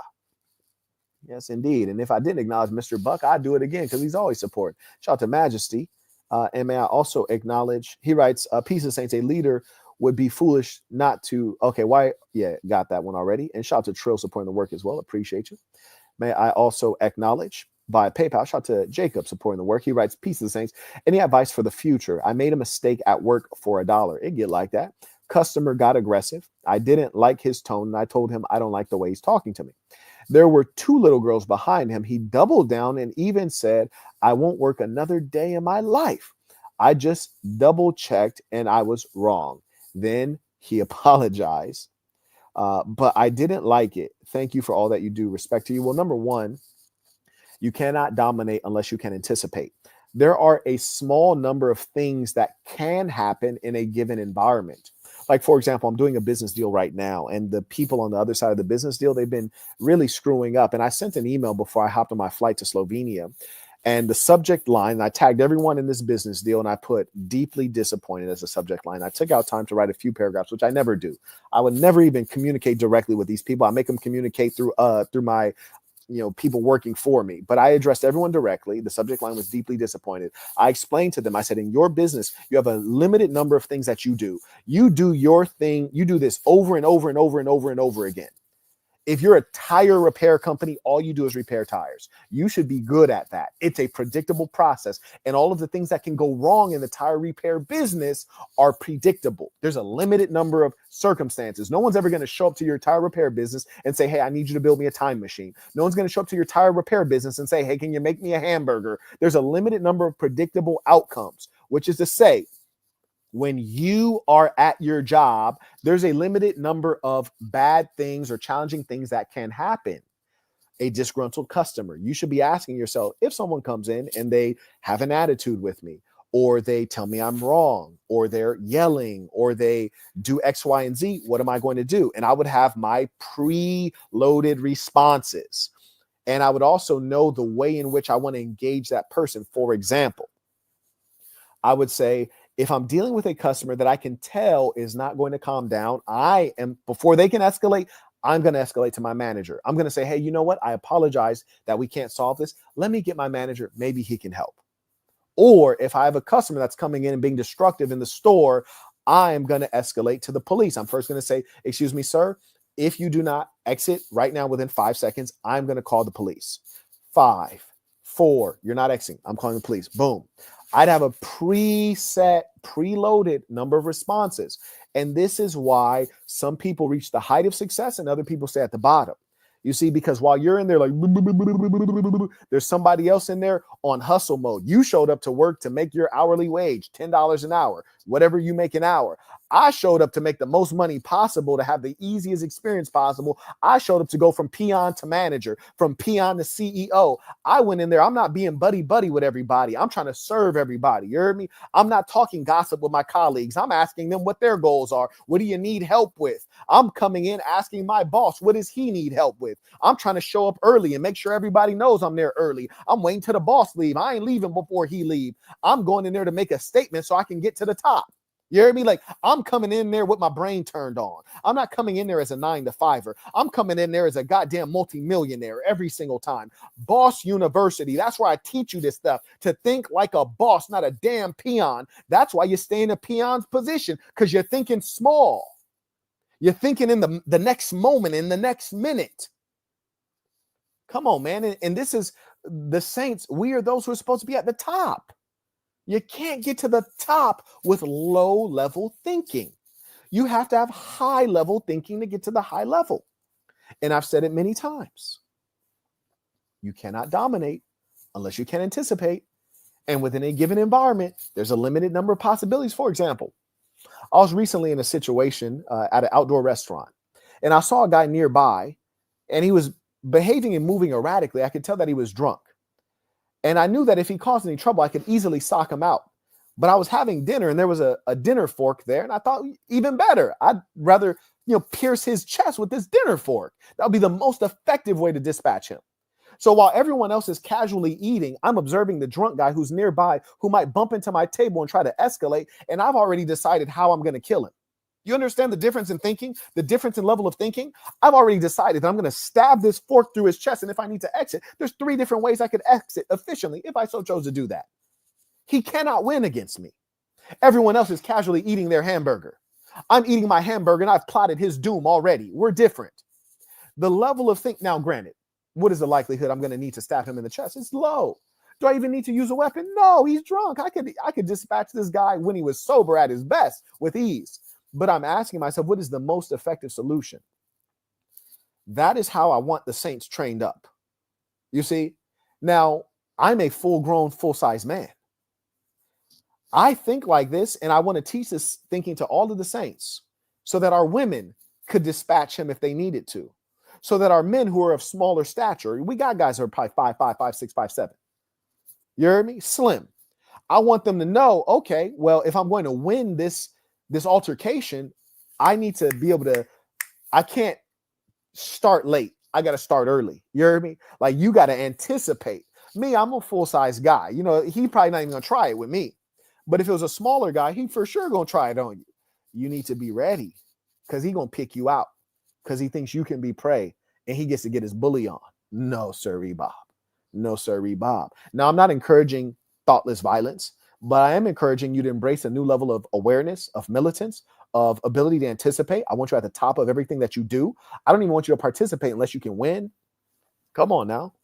Come on. We talking about it. Yeah, we talking about it today.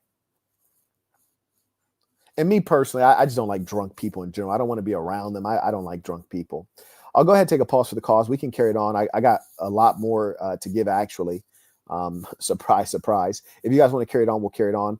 I'll give you guys a little bit of time to decide. Send it there. If you want us to keep it going, send your comments, questions, URLs. I actually have a video that I want to go through and break down the knowledge therein. And also have another, bit of revolutionary mentality to show you all, because you guys are a little bit low on testosterone. I want to bring a little bit back to you, show you what real men do when people violate.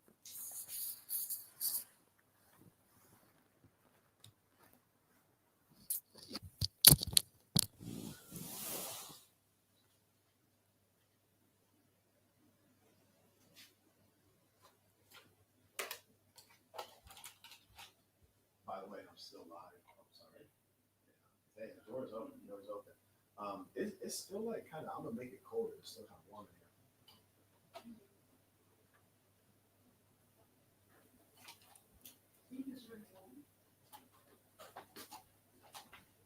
What? Yeah, I was sweating on the back of my leg.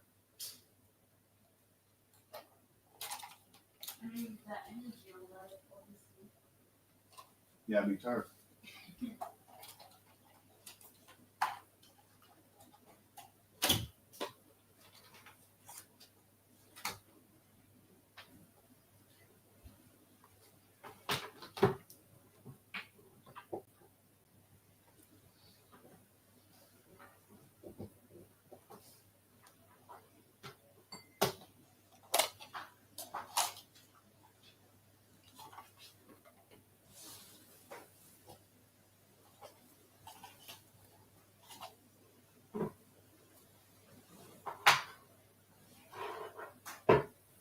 Am I tripping this outlet?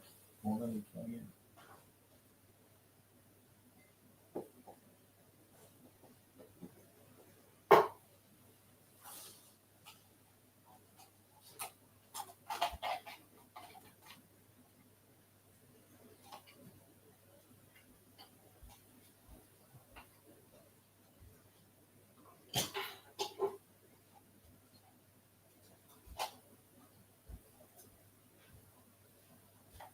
I had to use your outlet, by the way.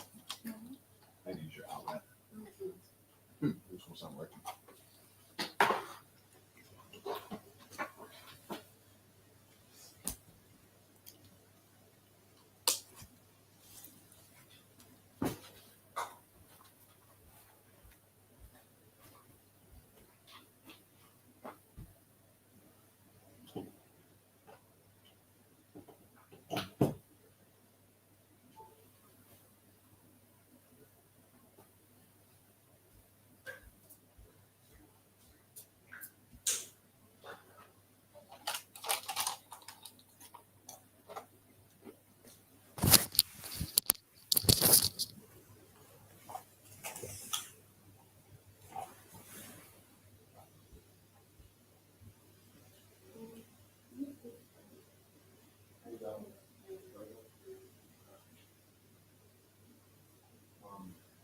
When you come back, you're going to remain supported to get comfortable for your filtering. I'll try to put it. No.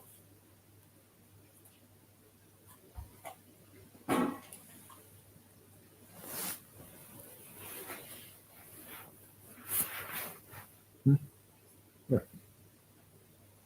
Take the whole box off.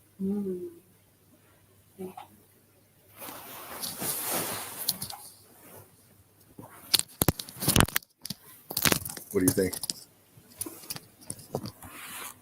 You're really thinking hard out here. Yeah, I don't like that part. You good? You don't want any more? First time? First time having that kind of nut. Oh, okay. Yeah. All right, let's see if we going on. Lizzie. See what we doing here. Shout out to Dallas. He writes, appreciate the game. Peace of the Saints. Appreciate you. Shout out to Jacob. He writes, peace of the Saints. Thank you for your advice. I need to hear that. I watched your financial based video and start to apply it to my life. Keep the show going. Yes, indeed. And, we've dropped a lot of gems. Honestly, in my personal opinion, you're in a unique time, all of you. If I truly believe, and, we can't relive during a different time of our choosing, but had I been born in 2000 and came up in the social media era, do you know how rich I would be? It's funny because I grew up in an actual ghetto that was devoid of knowledge. And I still got out really quickly, actually. Just imagine if I could access the wisdom of the ages on YouTube for free instantly. Good Lord. Because one thing about me, if I heard good information, I used it. There are people right now watching me. You heard me say, buy this bank, and then you made 300%. There are other people that heard me say, buy this bank, didn't do it, and they're dead broke today. And they're going to die broke because they do not adapt. And if they do adapt, they do it too slowly. Sometimes not about what you do, it's about when you do. If you buy a house in 2020, maybe it was a good thing. You bought a house in 2019, maybe it was a good thing. You bought a house in maybe 2023, maybe not such a good thing. It's not always what you do, it's when you do. Sometimes it's how you do. But some people just don't want to win.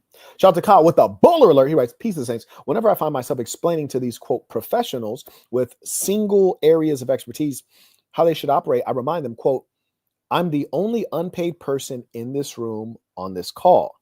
How is it possible I'm the most competent and engaged? Woo! Bruh, that's something. And, I can't tell you guys, sometimes I'm just raging angry at the ways in which people try to cheat me. True story. There's this goofy white woman who she's in the midst of this deal.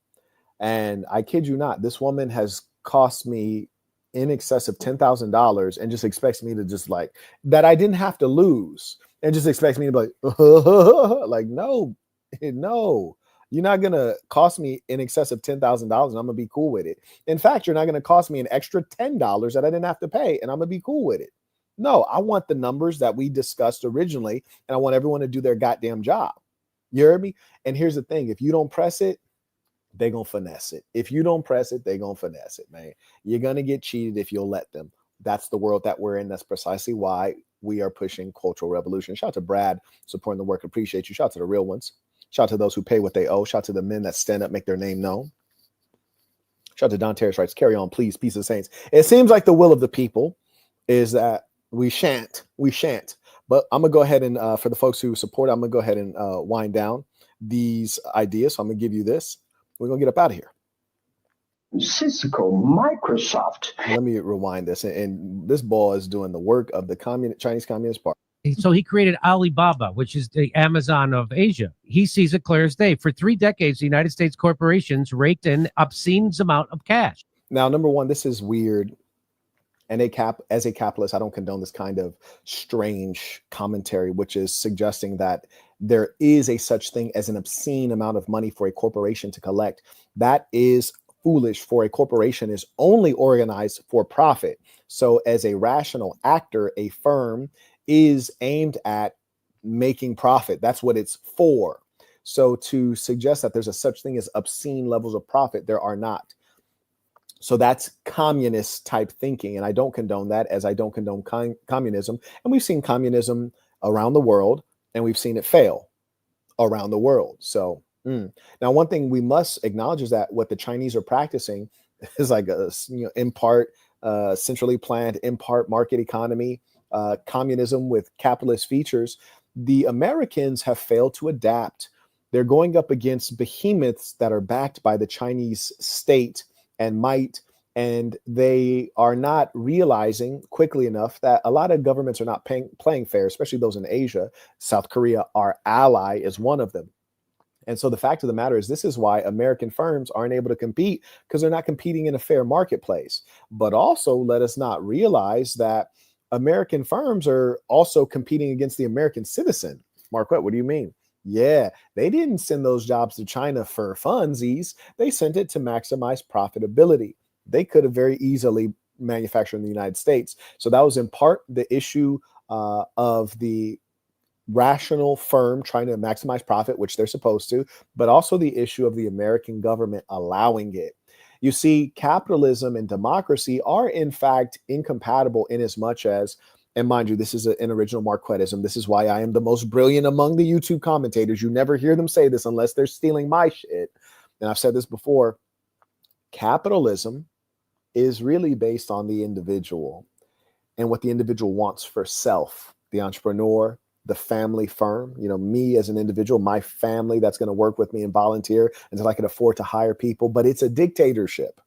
Yes, capitalism is a dictatorship in all of my corporations. I never had a co-CEO, and I never really gave a about what anybody who worked for me had to say if it wasn't going to lead to more money for who? For me and the corporation.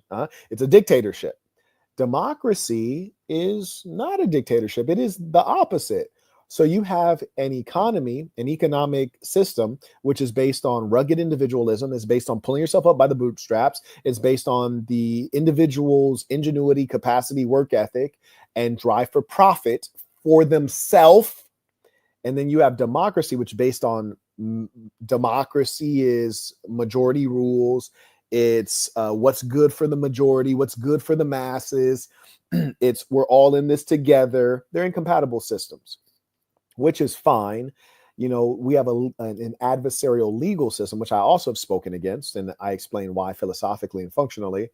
But you have to have these two systems at odds to keep each other in check.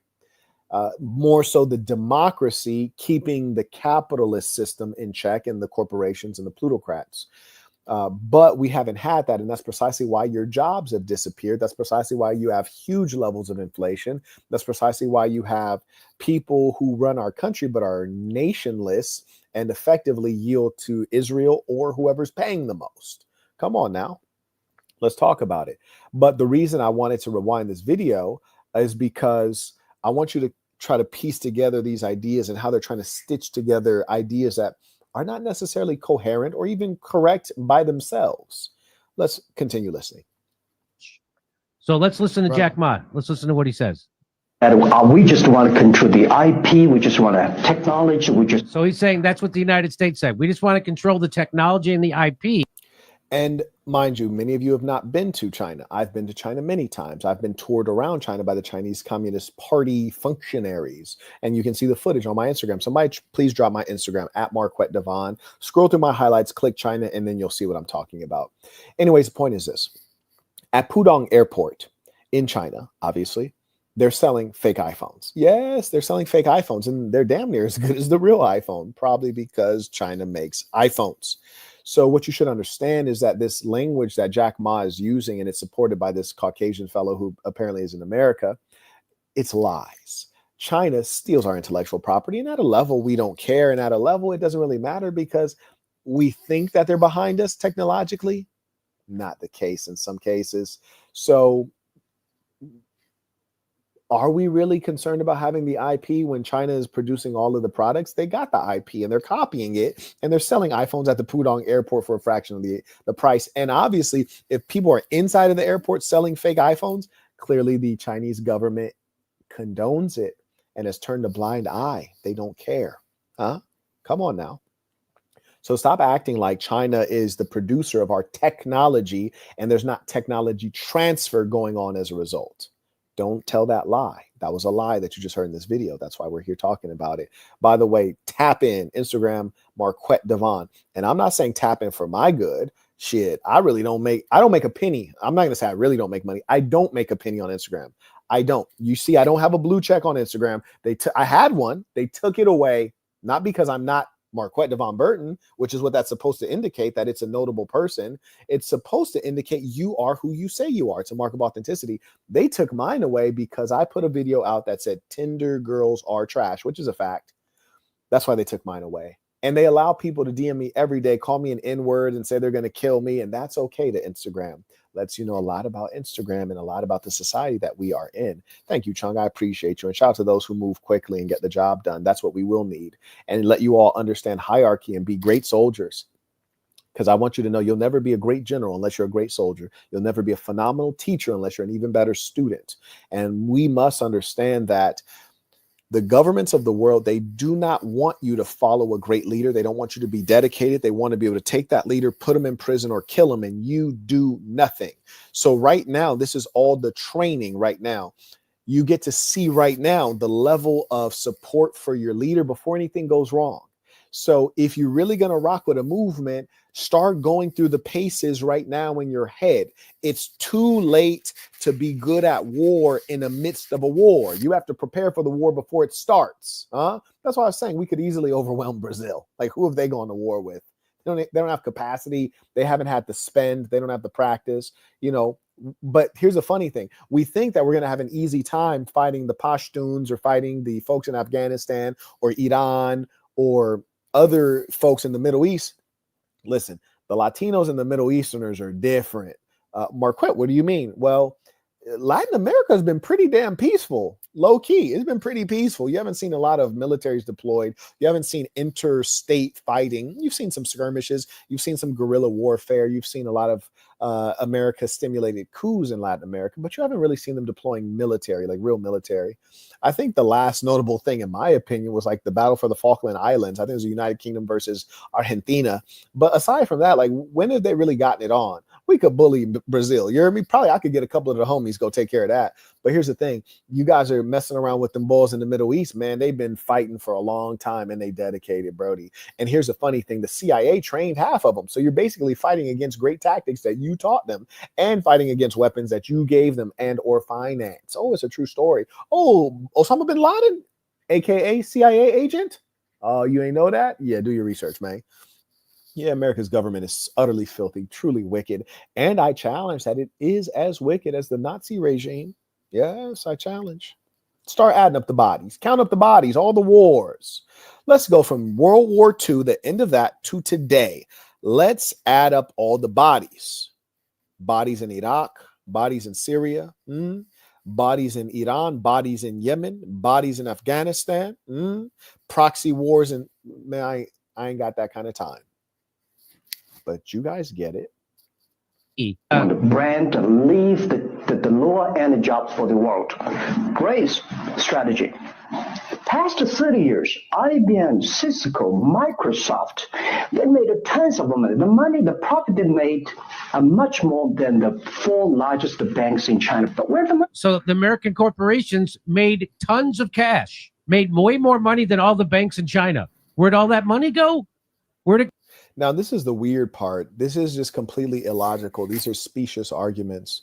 You see, they're talking about where did the profits from these corporations go? Well, of course, it's going to shareholders. It's going to the CEO executive compensation. It's going to workers. It's going to various things. It doesn't matter.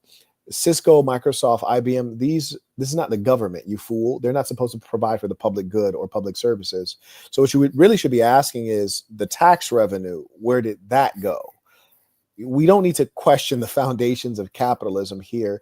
And this is the kind of thing that makes me wonder, like, is bro a stooge of the Chinese communists, or is he just like another white and or Jewish communist or socialist? And the truth is, and you can find this to be historically true, shout out to Trotsky, that, and even when you look in Germany, the Jews were primarily the communists. And mind you, it's ironic because Jews are supposed to be a religious group and communists are anti-religious.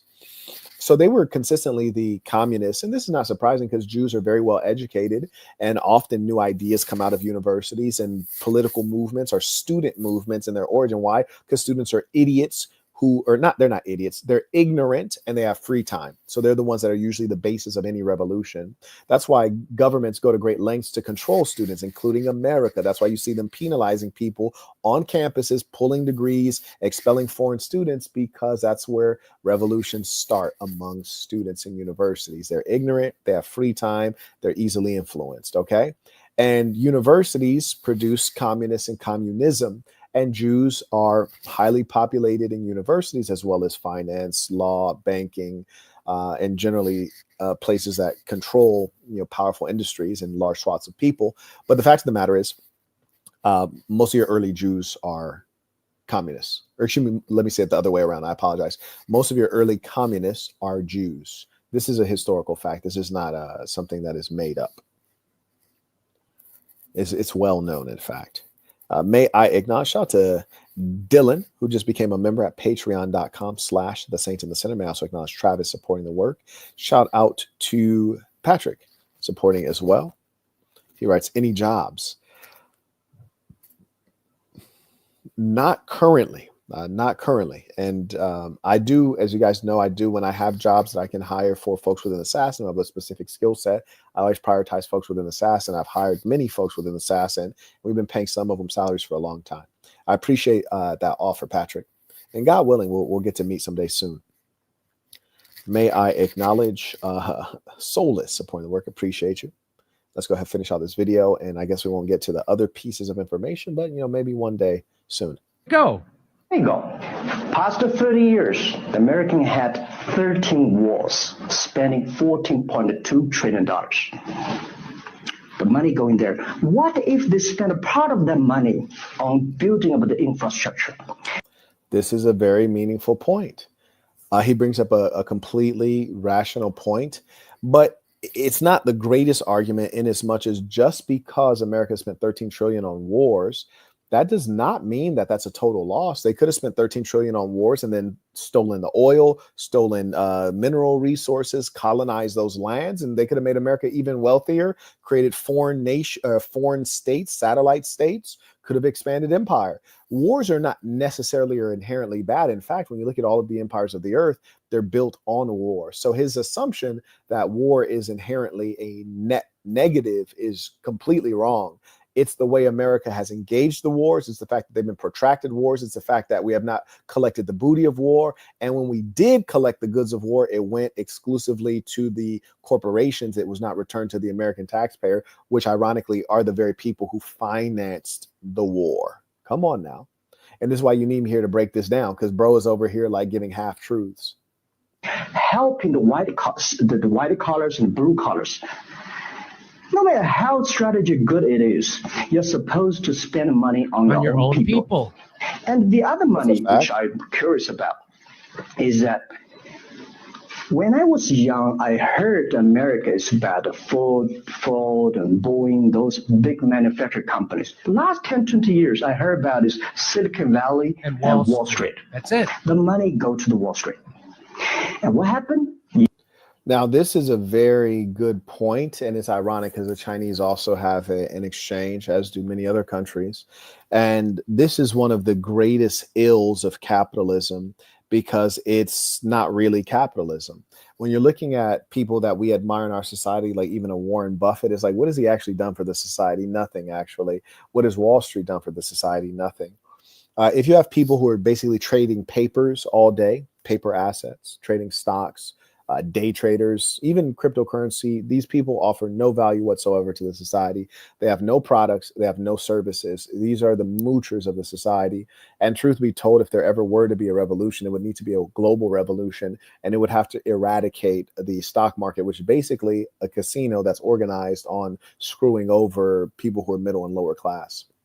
So that's a great piece, but he really didn't unpack that. And that's something that even myself, currency speculation, futures, all this stuff, this is all nonsense. Now, if you can play the game, you might be able to win at it. You might be able to make a come up, but this is not good for any human society. It is a great evil. It's a trick. This is certainly something that comes from the devil. There's no doubt about that. Year 2008. The financial crisis wiped out $19.2 trillion USA alone. They wiped out all the white collars and destroyed 34 million jobs globally. So first off, he says they destroyed 34 million jobs globally. This is a drop in the bucket globally, right? That's not even a relevant thing. This is how you know the Chinese Communist Party has plugged him in with talking points, because that's just silly. It's irrelevant. What do Americans care about people losing jobs globally? And furthermore, you provide such a minuscule figure, 34 million. What's the global population? This is utter stupidity at this point. It's clearly propaganda. I'm not impressed at that point. What if the money, it's not Wall Street, what if the money spent on the Middle East, Middle West of the United States? See, now that was actually quite a beautiful point, and I don't know if he put together that language himself, but to make it just a touch more coherent, he said instead of spending money in the Middle East, you spent money in the Midwest, which is to say the heart and soul of America. I think that's a beautiful piece of language and linguistic structure, and it's true, right? It makes perfect sense. And so he's bringing out very meaningful points. Developing the industry there, that could be changed a lot. So it's not the other countries steal jobs from you guys. It is your strategy. So this was America's strategy. China didn't steal our job. So when people say America, this level of imprecision is what is challenging. Well, when we say America, who are we talking about? Are we talking about the citizens? Are we talking about the government? Are we talking about the corporations? Are we talking about who are we talking about? So what I think he's really saying is, and I don't think it was a strategy in as much as sometimes we think that there's a grand conspiracy when really it's individual actors operating in a rational manner, which is to say that individual firms collectively realize they can get lower wages in China where the unions are weak and the labor standards are low, the income is low. And so it's a great advantage. So there's not necessarily a conspiracy, it's just good business. That's the only way you can compete. When one firm does it, the other ones must do it, if you understand what I'm saying.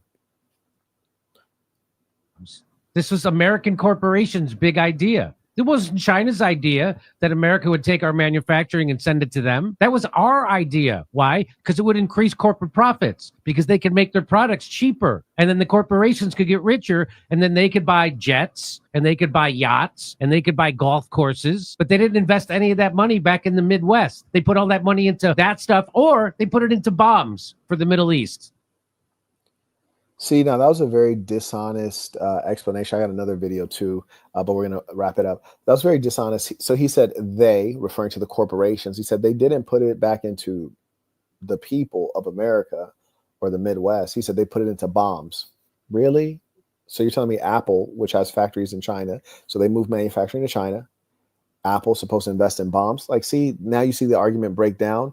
And that is why I'm here, to show you how much this stuff doesn't make sense. The corporations don't buy bombs. Apple doesn't buy bombs, goofy. So what he's doing is he's purposely conflating the American government and the American corporation. And that, in this case, is problematic. And as a result, you can't understand. He's just trying to persuade you of something in like really a low way. Shout out to Mr. Chandler. He writes, shout out to those who hate themselves, Doja Cat. Mitchell McConnell's wife, Nikki Rondaway Haley, Kamala Harris, Candace Owens, JD Vance's wife, Derek Chauvin's wife, and many others. Shout out, bruh. Shout out. May I acknowledge by PayPal, Jacob writes, Peace of Saints, supporting to see the show going. You have great knowledge, and I would appreciate advice on how to get sharper. As a 23-year-old who hasn't seized his true potential, very few of us have, myself included, you make a great point about being fortunate to have modern technology. Bruh, you better believe it. And I admit that I have not made the most of it. Yeah, exactly. Shit, me either. Oh, and by the way, I do want some folks to get on that image creation. The image, and then put the word revolutionary below, or revolutionary, all caps, and then put a period in bold text. Send that over to me. I want to get these pushed out before people start stealing my identity too much. You know, people are trying to become Marquette Devon Burton out here. It's a pity. So I got to market myself before they try to become me. Sad out here. That's what it's come to. Anyways, ladies and saints, it has been a pleasure to have this time to fellowship with you all. Let us end this with our tradition, the Creed of the Assassin. Repeat after me with full conviction, knowing this is true of you. The Creed of the Assassin. I am going to be who I truly am because I am remarkable. And I'm going to strive every moment to show the greatest part of who I am. Until next time, peace to the saints.